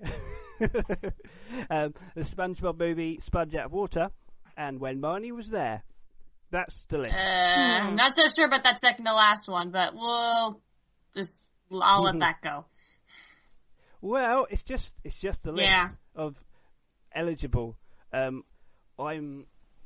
gonna put a foot out and say SpongeBob Movie probably won't make the nomination. Probably. But interesting, because it's not 100% animated. No, it's not. I haven't seen it, but I've seen the clips with the live action bit in it. I know that's hardly any of the film, supposedly, but this is interesting. This is where you reach technicalities, because Avatar should have been nominated, but the studio didn't want it to. Really, because James Cameron, he wasn't doing animation. He invented something else, which wasn't animation. It was animation. And he didn't want to be recognized as animation. It was animation. A majority of that movie was animation. I guess if Avatar is nominated as a capital F proper film, then why can't SpongeBob basically be called an animated movie? Well, no, it's the fact that it's not it is an animated movie. It's just that it's I'm being too critical of it. Well, the other things in the list that people might not have heard of, Boy in the World is a Brazilian 2D animated film that won one of the awards at the Annecy Film Festival in 2014. G-Kids are going to be releasing that one in the US and Canada. The Laws of the Universe Part 0 which you probably won't need to remember because I'm going to predict it's probably not going to be in the final list. It's really weird. There's this Japanese, I don't know if you'd say cult or just religious sect called Happy Science, and they've made like 4 or 5 animated movies based on their teachings and everything. Holy shit! Really? They're really obscure, but because they've got money to fund them, they're actually like fairly big budget animated films, and they get shown all over the place. They managed to get sort of kind of famous. Jennifer Beals is one of the voiceovers in the English language version of this. Yeah, and this is the latest one. There was one released a couple of years ago called The Natural Laws, and I was wandering around in my hometown, and I got handed a flyer for a screening of it. What? Yeah, they just have screenings to go, come join our cult. Oh my god. I'm absolutely intrigued. I have not seen any of these, but it's just a bizarre thing, and yeah, that is qualified to be nominated for Best Animated Film 2016. Wow. It's not going to be nominated, but that's a thing. Yeah, that is a thing that was made in the world that we live. So now you know. Yeah. How come Dragon Ball isn't on here? Presumably, they haven't entered it. Right. And they haven't. But Boy and the Beast is Funimation, so they obviously went. Boy and the Beast is our best chance. I don't blame them going with that one. Also, it might have something to do with the production year because I think movies have to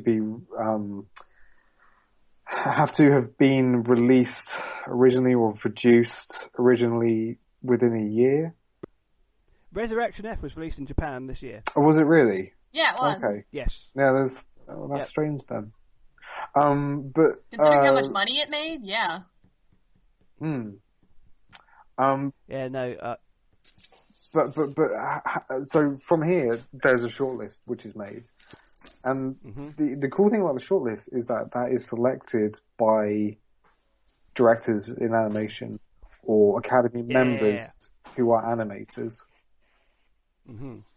Each category of the Oscars is the shortlist is selected by specialists within that group. So they're sort of like putting forward the best of what they think, is available. Yeah, which is why we say that a nomination in animation is basically a win because they're voted for by people who know what they're talking about, and then the actual winner is selected by people who go cartoons. That sounded like Smashy and Nicey. Cartoons. That's just got over the head. Smashy and Nicey. I don't know what that is, but that's amazing. British reference. Smashy and Nicey. That's fantastic. Whatever it is. I like those names already. It was a sketch on a sketch show, and they were basically parodying the super vanilla radio DJs who pretended to be cool but were just middle-aged dorks in dorky sweaters and yeah. So does anyone have any predictions or like a wish list of what if all 16 are eligible, what 5 they would want to be in the running? I tell you what, I don't think it's going to happen this year. I don't think we're going to have a repeat of last year, what's going to happen next year? I don't think we're going to have a repetition of this year. To be more accurate, I don't think. I know there's two or three, G Kids films in there. I don't think we're gonna have two G-Kids films nominated in the finals. Mm-hmm. No. Because there's too many big animated films this year. I think we're probably gonna get obviously Inside Out and Good Dinosaur. Probably. Oh, I'm assuming they're not gonna cancel themselves out. Peanuts movie. Well, if there are limited spaces, they might well do. Peanuts. I think probably Minions is going to be in the mix. To be honest, I know whatever we say. Maybe when Marnie was there, possibly because of its heritage, as it were. Maybe. I'm also thinking if Anomalisa. So I'm also thinking if animators are the ones putting forward the films for nomination, I can't help but think like Shaun the Sheep would do pretty well in there as well. I'd love it to be there, but I think it's probably going to be Anomalisa, Good Dinosaur, Inside Out, Minions, and Peanuts. Yeah, that sounds like that sounds like my best guess too. What about? I think Anomalisa. What about The Prophet though? I don't think it's going to. No. Like I said, there's too many wide. Yeah, you're right. Like big 4 quadrant animated films this year, and I think Anomalisa is going to be the outsider. Yeah, you're right. Probably not as in chance of winning. I mean, outside the sort of outside the main. Right. No, that's true. It's easy to point at. I just thought maybe since there were so many independent animators involved in Prophet, but yeah, you're right. I think you're probably right. You're right. Anomalisa is easy to point at. You've hit the nail on the head. Sadly, it's easy to point at. Yeah. I suppose Home is a possible. I don't know but if it is. That film didn't make much of an impact either way, did it? Nah. Well, it made quite a lot of money. Yeah. So I think probably that's going to be the list. I'd love to see Shaun the Sheep there. I'd love to see when Marnie was there. Do you know, I would be absolutely fine with Inside Out winning. That's because you reckon? I don't know, because there are surprising, like Big Hero 6. Come on, like that is clear. I'm sorry, like I don't know what. We know you don't like it. Oh, see, I didn't even comment on that movie, but honestly, this is the thing. No, this is the thing, and I was quite grumpy, I guess, when we talked about it. Me grumpy? What? I love it. But I want it to be better than it is. It's like I'm a teacher, and it's a student which has real potential, but is just flunking it, and it could be. It's flunking. You can see it's putting forth some effort, but it's having a rough time getting there. Yeah. It felt like an amalgamation or like a compilation of all these different stories sort of shoved together to me, like story-wise. But we don't have to talk about that because you guys covered it all. Yeah, we already covered that last episode. Yeah, well, you say, oh, Big Hero 6 won last time, but that was a Disney film and there was no Pixar to choose from.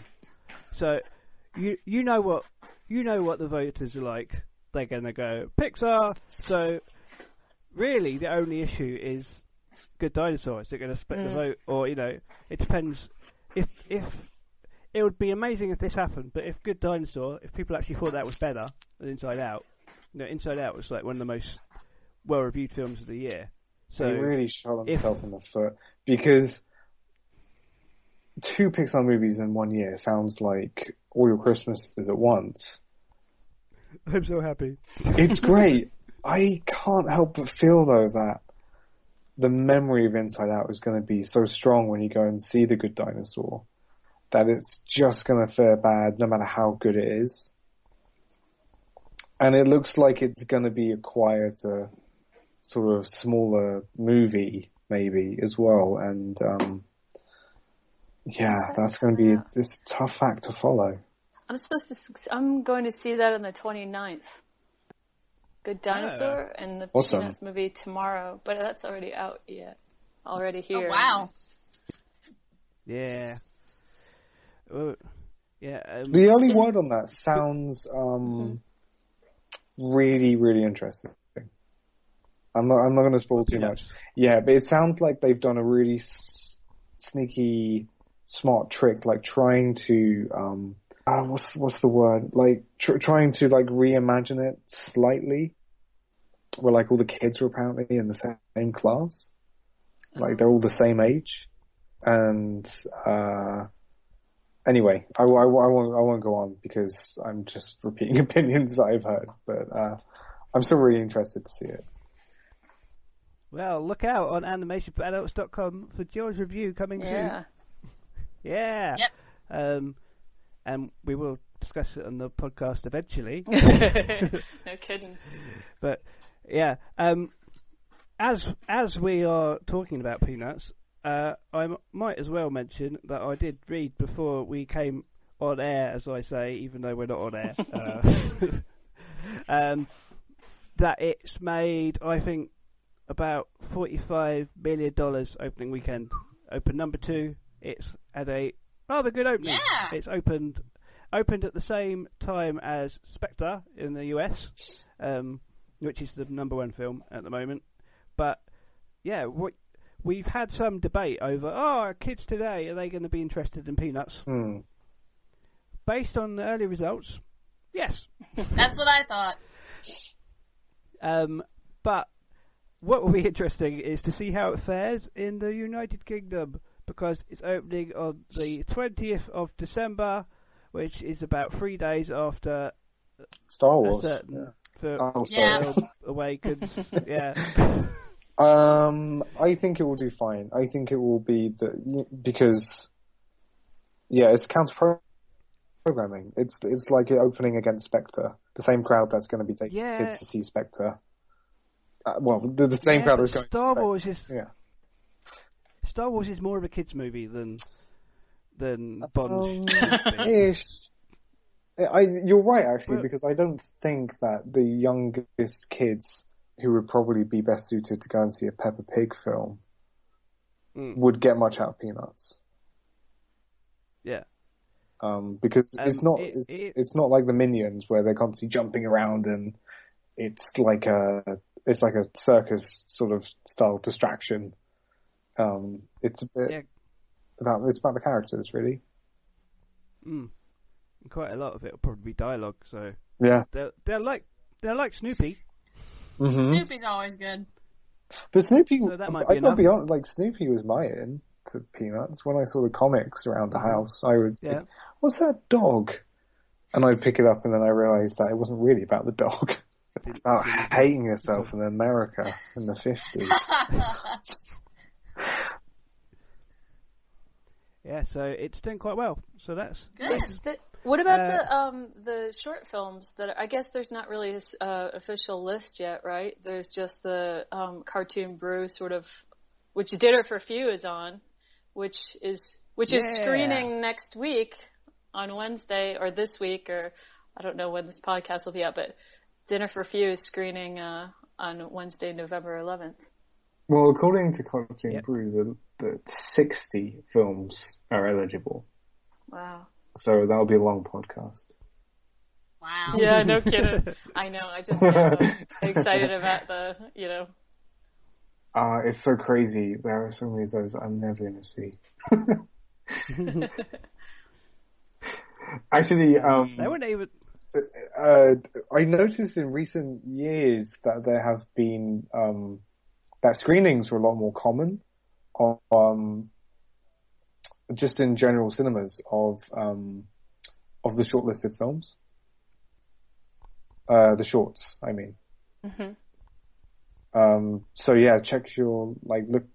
I'll check my local art house cinema and see if there isn't a run there at some point. Yeah, there's some. They look gorgeous. I mean, it's a nice list of films anyway, just to watch the teaser trailers more. Yeah, and speaking of short films, I'm excited to see Sanjay's Super Team in front of Good Dinosaur. Yeah, totally. Yeah. Have you seen? They've released a clip, and it looks awesome. I think I've only seen stills. That's cool. I think I saw a little clip. I don't want to spoil it too much because a friend of mine saw it at Annecy way back in June, and he said, "Don't look at anything, just go in and you'll get it and you'll love it." Cool. Didn't they have like a preview of it at LFF this year? I've seen. Oh yes, they probably did. Yeah. London Film Festival. Yep. That is. Yeah, I didn't see I didn't see that program this year because I was only in town for like a weekend. Cool. Well, yep. So I think that's probably about it for news. So it is time to talk a little bit about stuff we've been watching. I will start off by saying I have finally caught up, I think, or with pretty much I've caught up anyway with the current episodes of the new season of South Park. Well, up to the Tweak X Craig episode was the last one I watched. That's the last one that that is the most recent. Yeah, one. I think they're on like a 2-week break or something. Okay. Yeah, but as I've said before, I've been really enjoying this new season, and I like what they're doing with the following through thread. It is interesting that they are doing something more overreaching rather than just random episodes. Mm-hmm. It's not just the story; it's like the themes. It's dealing a lot with like the whole PC thing as being a whole running thread through the whole thing because of the presence of PC principle. It's kind of it's doing that thing where it's kind of distracting you from the real point that's being made. I don't know if it's really so much about PC things. It's about like acceptance and tolerance and outrage and those things that happen around PC issues, I think. Well, it's like you said before, they don't do about the issue necessarily, but about the way people react to an issue. Right, yeah. And that's kind of the case, I think. Yeah, so I watched those most recent episodes, and the Tweet Craig episode was amazing. It's so sweet. I was going to say that's the thing about. I was actually going to say one thing about that's most surprising about it is how sweet that episode is. And it's something that South Park does occasionally. It's because it's dealing with characters who are 8 or whatever. Sometimes even if it's accidental, it ends up being really sweet, and you're like, oh, little kiddies. Yeah, I mean that's what they do best. I think like the Book of Mormon is that, and ever since I've seen that, I've just the musical, anything they do now, I'm just so into, because the Book of Mormon does exactly that. You think it's going to be really shocking, and then it is in a few places. Yeah, it is in a few places. You come out, I took my mum to go and see this because I saw it, and then I was like, Mum would love this. And and like halfway through, you're like, holy shit, this is like really heavy, and it's really and shocking. it even has a couple cringe moments that are thrown in there when you leave, mess with you. It's awesome. Sorry. Yeah, when you leave at the end, you go, oh, that was so sweet. That's the thing that you remember. I have not heard that before about Book of Mormon.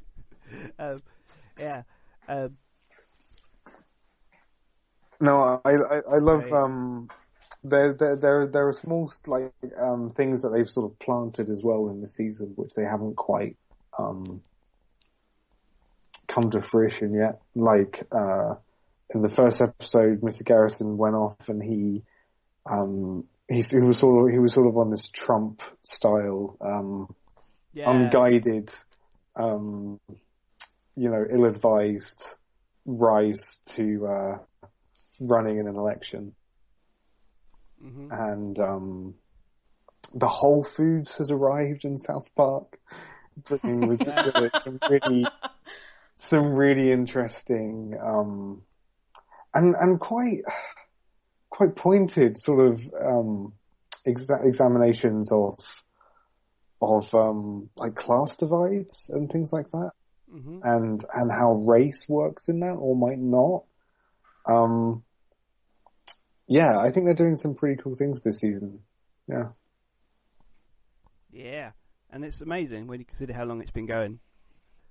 I mean, I'd say it hasn't been consistently amazing the whole time. And it's cool that they don't want it to be a static thing, or they're afraid of it changing. Like, then it's quite bold for them to, 19 seasons in, kind of change the format quite a lot. Yeah. Yeah. Well, yeah, they've done that for a while. Like, when it started out, the whole Kenny dies every episode, and they've sort of put that in the back. When's the last time he died? Yeah. But the one thing I still find it hilarious. It's so funny still. That episode with Tweak and Craig, what Cartman gets up to in that episode, it had me in stitches. Yeah, him and Cupid. Yes. Yeah, it's genius. So I hope the season continues to be that great. Actually, what I was going to say is I've had conversations with people throughout my life where people have tried to argue that Family Guy is better than The Simpsons. Sorry, I could hardly say it. But one of my arguments has always been that there's a bit more to The Simpsons than it's not just joke, joke, joke, joke. There's actually a bit of heart to it, whatever. And my argument was always that Family Guy hasn't got any of that. It's not trying to. No, it's not. But it just hasn't got any of that. It's mostly cutaway jokes. It hasn't got that extra dimension to it at all. Like, you actually care about The Simpsons. And the surprising thing is that South Park's got more to it than Family Guy has. Oh, definitely. In that sense, they that you actually you can tell they care about the characters. Yep. And that's the fundamental thing. Exactly. And Kenny, of course. Even Cartman, and in Family Guy, the character that bears the brunt of everything is Meg, and you can tell the writers literally don't like her because she's never given like a half redeeming moment, and she's not allowed to be super funny like Cartman. So you just get the impression, you actually hate this character. That's kind of sad. That's enjoyable to watch. I remember there was a round. I'm going to make myself sound really cool now. I was watching the quiz show Pointless, which for our American listeners is the best quiz show ever. Kind of like, it's what you call Family Feud and we call Family Fortunes. It's that in reverse. Mm-hmm. You have to give the answer that no one says. They ask 100 people, and you have to say a right answer that no one says. You have to give the most obscure answer in these cases. And there was a round where it was catchphrases, and the catchphrase they chose from Family Guy was "Shut up, Meg." So they said that's the catchphrase. Like, is that a catchphrase? Wow. Yeah, I guess it is. Yeah, it's not the kind of thing you put on a t-shirt, no. is it? Yeah, Family Guy. So I've been watching South Park. It's awesome. You all know that. Yeah, that's that. The other thing that I wanted to mention was that there's a couple of Amazon pilots that have gone up recently. In case you don't know, what Amazon do is, unlike with Netflix where they put up a whole season at once, Amazon make pilots like a couple of times a year. They put up a bunch of pilots and they ask for feedback. And they've done some animated stuff, and they've mainly been concentrating on sort of preschool audiences, so I haven't watched most of them.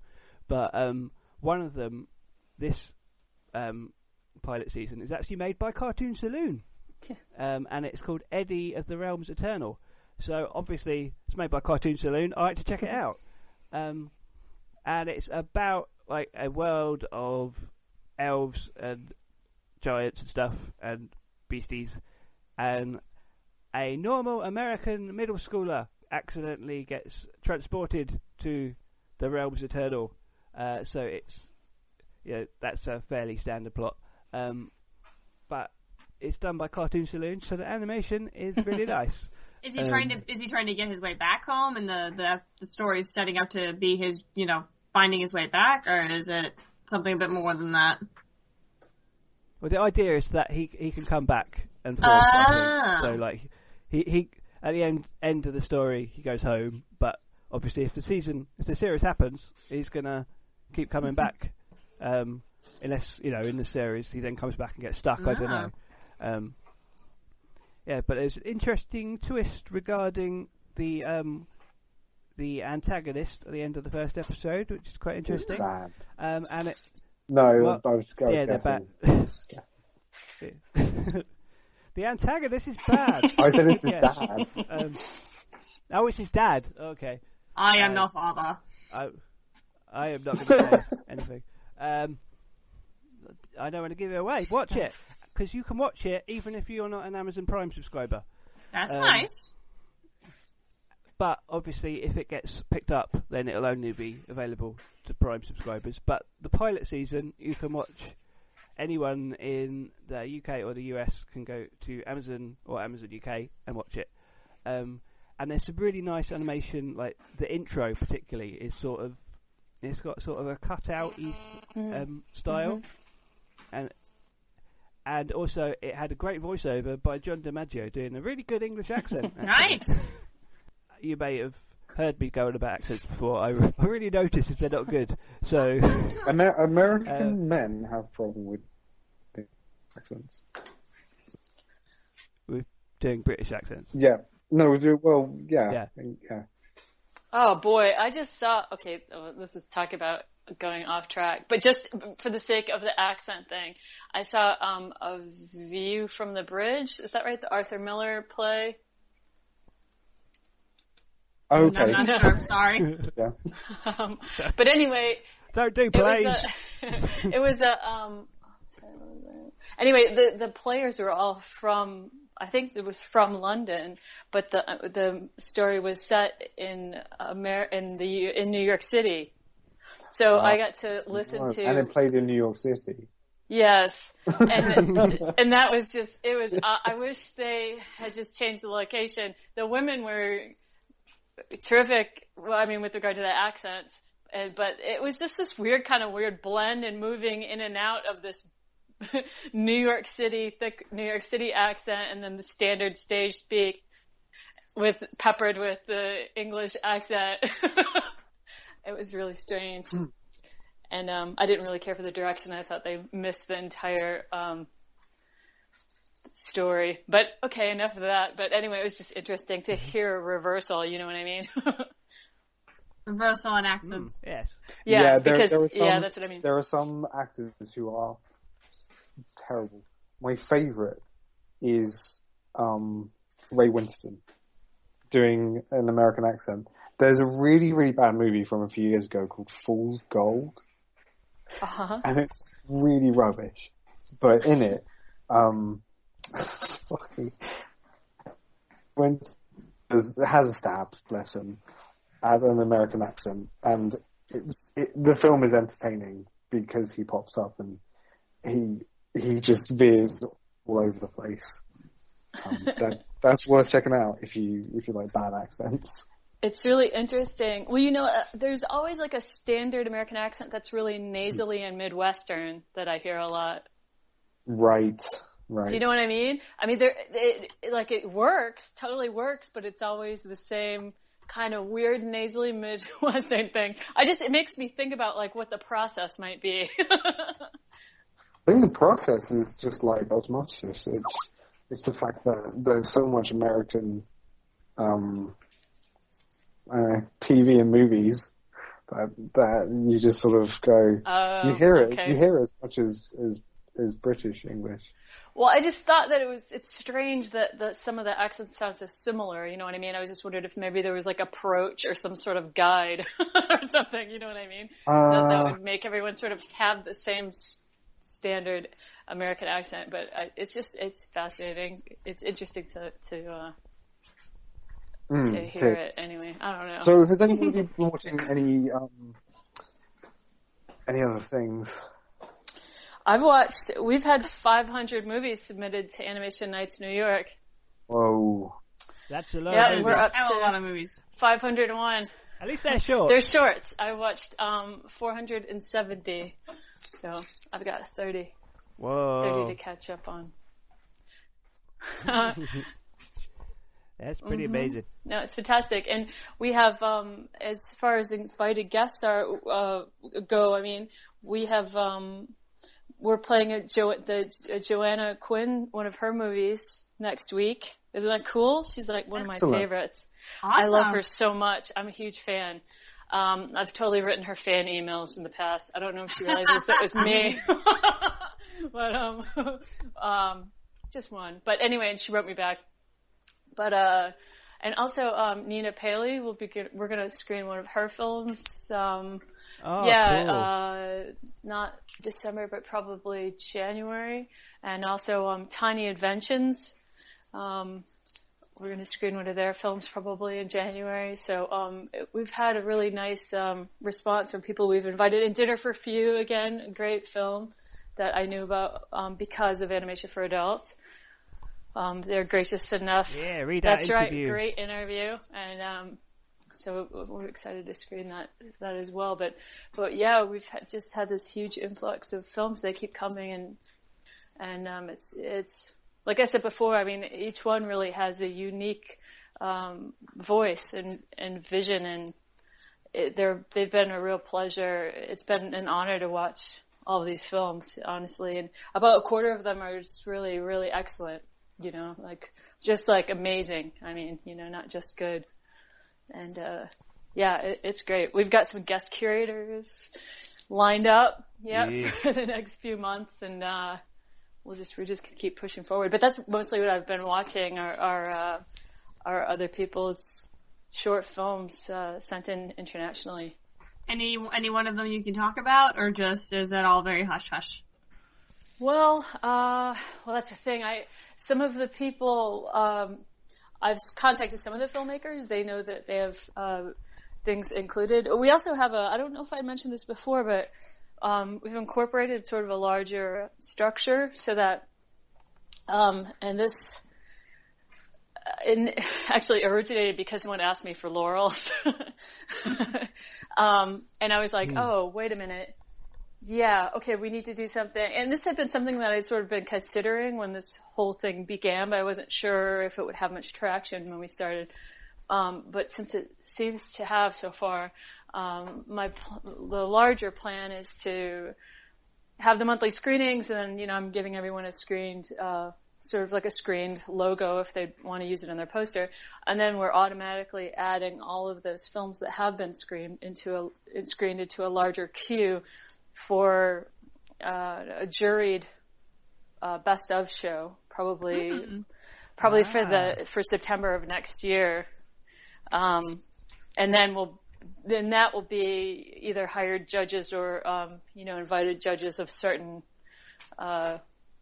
caliber, and we'll have like a best of show, and those will have laurels, and that way, you know, it's also a festival as well as a monthly screening. Curated event that's also an invitational. So yeah. That's cool. I know, right? So I mean, as far as like the actual films, like there are, again, I can't. I mean, there are definitely some that are my favorites. We have a couple films next week that are screening that I just absolutely adore. Like, it's a really fantastic lineup of films. But some of the filmmakers honestly don't yet know that they're in because I have to just find a place for them and like a loose program, if not the specific lineup. But it's fun to curate, these nights, because you really have to take a lot of care with, obviously, like with what order you put the films in, because you don't want to, it's exhausting to see a bunch of different animated films with different styles and things. It can be a bit much, so you have to pace them and but we have so much to choose from that it's been a pleasure. Very cool. Cool. Rach, have you been watching anything? Aside from the usual suspects, Star Wars Rebels, Nice. The second season of Noragami, Project K. Really, I haven't been able to watch too much else, but I will mention two things that I have experienced this week, or I've been watching. One of which was I was getting back into and trying to catch up with the third season of the CG Nickelodeon Teenage Mutant Ninja Turtles show, which is, I've been a bit out of the loop for at least a little while, because I think they had to pause with airing the episodes, and then they kind of started back up before I realized they were they kept going with the season. Actually went through with the season finale and started the fourth season, so I've been trying to catch up with what's been going on in that, and it's a really interesting, I grew up with Teenage Mutant Ninja Turtles, and it seems to be its own little weird kind of, I was just how does one describe the Teenage Mutant Ninja Turtles? It's really hard to really, define it, but it's just a fun little show, and especially with this particular incarnation, I think they seem to have found a nice kind of medium between the 1980s cartoon, where it was really kind of silly and very had an emphasis on the humor, and then it also incorporates elements from the 2003 cartoon and the Mirage comics, and it seems to have found a really nice blend between those two, having both of those elements in the same show. And the more I watch, the more it seems to be developing the characters and the plot lines, and having more throwbacks to all various different kinds of lores and references to other parts of the franchise, and also making fun of said parts of those franchises. There was a really great twist at the end of I think it was the end of the second season, with a particular fan favorite character that continues to blow my mind the more I think about it. But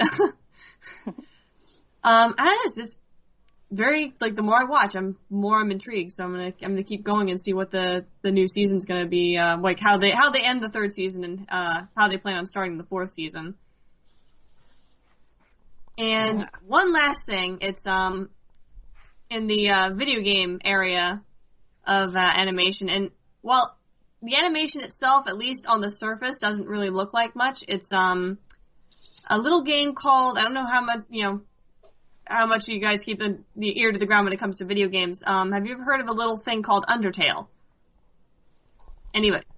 I've heard people talking about it. I don't know what it is. No, I don't know. It is a kickstarted, I believe it was a crowdfunded video game made by a guy named Toby Fox. And one of the things a lot of people are comparing it to are games, or little RPGs, kind of like Earthbound, and I think the battle system, they've been hearkening it to Shin Megami Tensei. I guess I can kind of see where the similarities are coming from, but what really makes the game special is, it's almost, you can't even focus on one thing, because the writing's spectacular, it's funny, it's got a really compelling story, it seems simple at the start, but then as you play, it reveals layer upon layer upon layer. Awesome. It is so special. It is. I finally played through my second. I played it through a second time, because it's got it's got good replay value in the fact that you can play it more than once and get multiple endings depending on what you do. Because the whole aspect of the game is that you're this kid who's fallen into this cave which is supposedly inhabited by all these monsters that were banished there by humanity years and years ago. And you're trying to survive and get back up to the entrance to the cave so you can escape. But the thing is about the monsters is you find out at least most of them aren't really all that mean or nasty or trying to eat you. They're actually really, really nice. And so basically, great. Depending on your, how you want to go about playing the game, you can either, if you would get a random encounter where you're, fighting these monsters, you can either attack and kill them, or you can do something to help solve one of their problems and actually, spare them and let them go, and they'll give you money. That's funny. So it's about perception.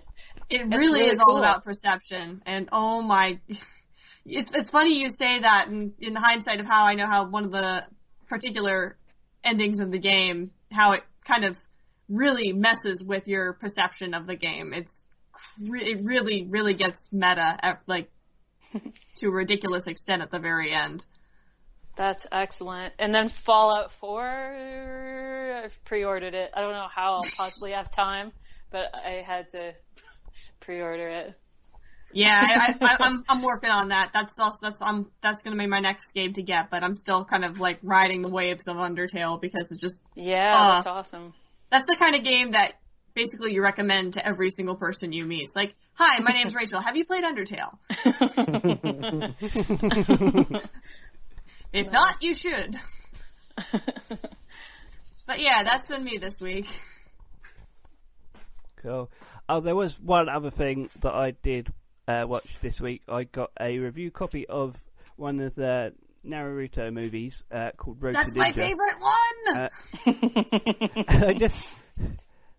And I have to say, generally, from what I haven't seen many of them, but I think in the Naruto movies are pretty solid. I think because they're just all you've got to do is basically get some ninja action, just do something interesting with the characters. Jobs are good. And there you're done. But this was quite an interesting one because it's got a bunch of the Naruto and Sakura get transported to a alternative reality where everything's slightly different. The thing that struck me as funny was that in this reality, Naruto's parents are alive, but Sakura's parents are in the same position that Naruto's parents are, which is that they are dead. It's just her reaction to it when she finds out. She's like, because she has a fight with her parents before she goes there, and she's like, yes, they're dead! This is awesome! Whoa. She's like, okay, that's a bit weird. Well, I don't think she was just glad they were dead. I think she was just appreciative of the space that she finally had, because it seemed like she was kind of they were kind of nagging and embarrassing her as typical teenage fashion. I think she was just kind of in that initial. I don't think she was quite glad they were dead. I mean, it's not like they were heroes apparently in the alternate reality, but so maybe she was like, oh, they proved themselves to be great ninjas, et cetera, and now I have all the space to myself, yay, kind of thing. It was kind of a funny way to react. It was kind of, oh, don't expect that. It's like just a teenager. I think she was just. I think it was just still kind of weirded out by the whole, everything is different. We're in a different world kind of thing. But yeah, it was a bit odd. Yeah, but if you like Naruto, it's a fun movie, and you can read my review on the website. Dan, you haven't really watching anything at all, have you? I haven't, but I have a new feature. It's called... okay, new feature. Time travel anime... No. It's called This Day...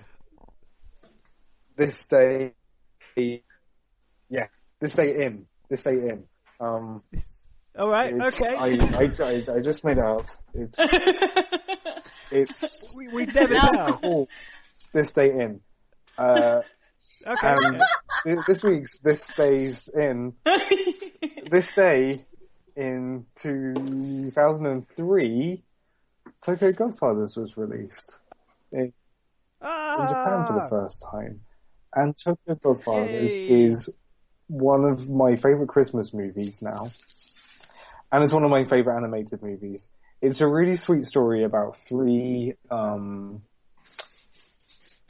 homeless people who find themselves living together in the harsh winter of 2003, I guess, in Tokyo. And it's a Satoshi Kon film, and I think it's my favorite Satoshi Kon film, because it's so funny. It's really funny and it's really sweet, and it uses animation in such a way that you could actually look at it and say technically you could do this in live action. But the most remarkable thing about the film is that the animators are really Satoshi Kon loved animators, and he was really good at casting them. And the animators make the characters look different in almost every scene. And you know it's the same characters because they're wearing the same, they have the same basic facial structure and things. But some of them are really cartoony, and some of them, in the close-ups they get really quite realistic when, there's a lot of like acting going on around the eyes and things. And I think like if you have like you could have a mosaic of each character from every shot from the movie, and they would look like completely different faces, and it's a really fun film to watch, I think, for that reason. So yeah, check that out if you haven't. Also released on this day in 1973 was Robin Hood, the Disney Hood. Oh wow! Which is another one of my favorite animated movies. It's just what I love about Robin Hood is that it's trying to get legacy. You can tell it's a bunch of animators having a great time, having lots of fun, doing quite exquisite animation as well. I think some of the animation of Robin Hood himself is like some of the best stuff that Michael Collin and the rest of the gang have ever done. And it's just a fun film. It's really super colorful. It's really funny. The villain, like my favorite villains, is a complete farce. He's not that threatening at all. He's sucking his thumb the whole time, and asking for his mum. That's another thing that was on this day in 1973 was released, November 8th. That may or may not come back, but good feature. Nice, very nice. Yeah. I like especially it. As it, just came out like that. Just came out like that. We weren't expecting it. Came out of left field. Awesome. Fantastic. Nice little twist there. Yeah. Yeah. Robin Hood is also, I've worked out why I get sad when I see animals in the rain. I've worked it out. It comes from Robin Hood. The prison bit. Oh God. It goes quite far. The sheriff coming round and taking the money from people and ruining that poor bunny's birthday. Yeah. I still really hate that character when I see him. Yeah. Damn Sheriff of Nottingham. Yeah. But I also concur on your opinion on Tokyo Godfathers. It is a brilliant film. I think it's probably my favourite Satoshi Kon as well. And also, if you like Satoshi Kon, it's really worth picking up the Dark Horse book, The Art of Satoshi Kon. Really worth picking up. Yeah, really I have to get that. And also you can read my review of that for the Anime Limited blog. I will put a link to that in the show notes as to why you should buy that book. Cool. So I think that probably wraps us up. Unless anyone else has got anything else they want to? No, not really. No. Good. No, awesome. We've covered a lot today. We had a great chat with Michael earlier, which was really interesting. So thanks again to him. Thanks to my co-host as always. Thank you, Chris. Awesome. Thank you, Chris. Yes. It's been good having you back, Yvonne, as well. Yeah. It was so fun. Yeah. One day we will make the full team. Fingers Well, crossed. There'll be a singularity. Something will happen. I can't wait till we all meet in person. That's going to be a fun day. Where is it going to be? Where's it going to be? know. Kent. So I'll travel. Everyone start donating. Exactly. to We can help try to that do a happen. live show. Yeah, you can find the links on the website. After we Donate complained about to the how podcast. Kickstarter was used by Don Bluth, I don't think we should.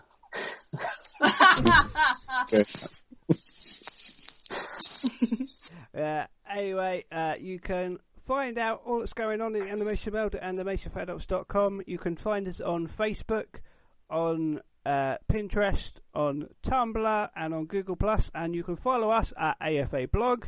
You can follow me at Mr. Christor, that is Mr. spell it out as a word, then Chris, then Tor. Where can we find you? You can find me Dan? on Twitter at Hamu, HAMMO. Awesome. And Rachel? You can find me at Fail to Ninja. I'm not going to spell it out because we had problems with that last week, so I was going to leave.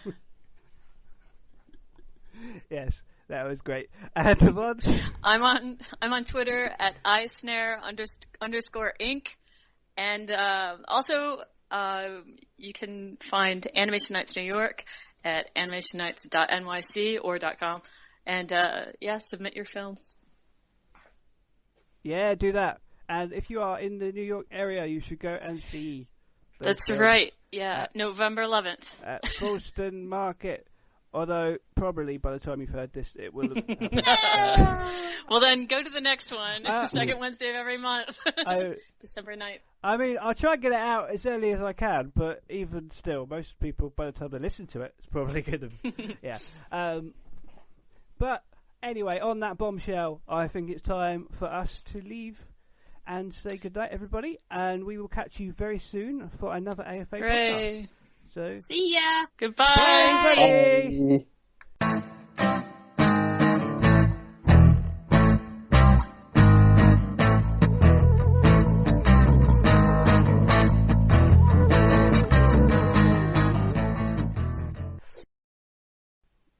Oh, yeah. Damn these school children and they're getting in their way of my children's film. Someone's emptying the dishwasher again on our podcast.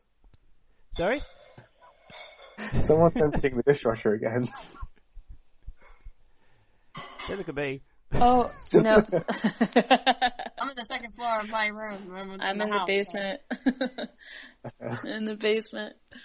So it's the ghost dishwasher. Because it's none of us. Who is it? I can't plates must be clean. I can't imagine my little hands-free thing is that sensitive, but maybe. But you can hear, I mean, it's not completely cold out. You can hear like people upstairs and neighbors and stuff.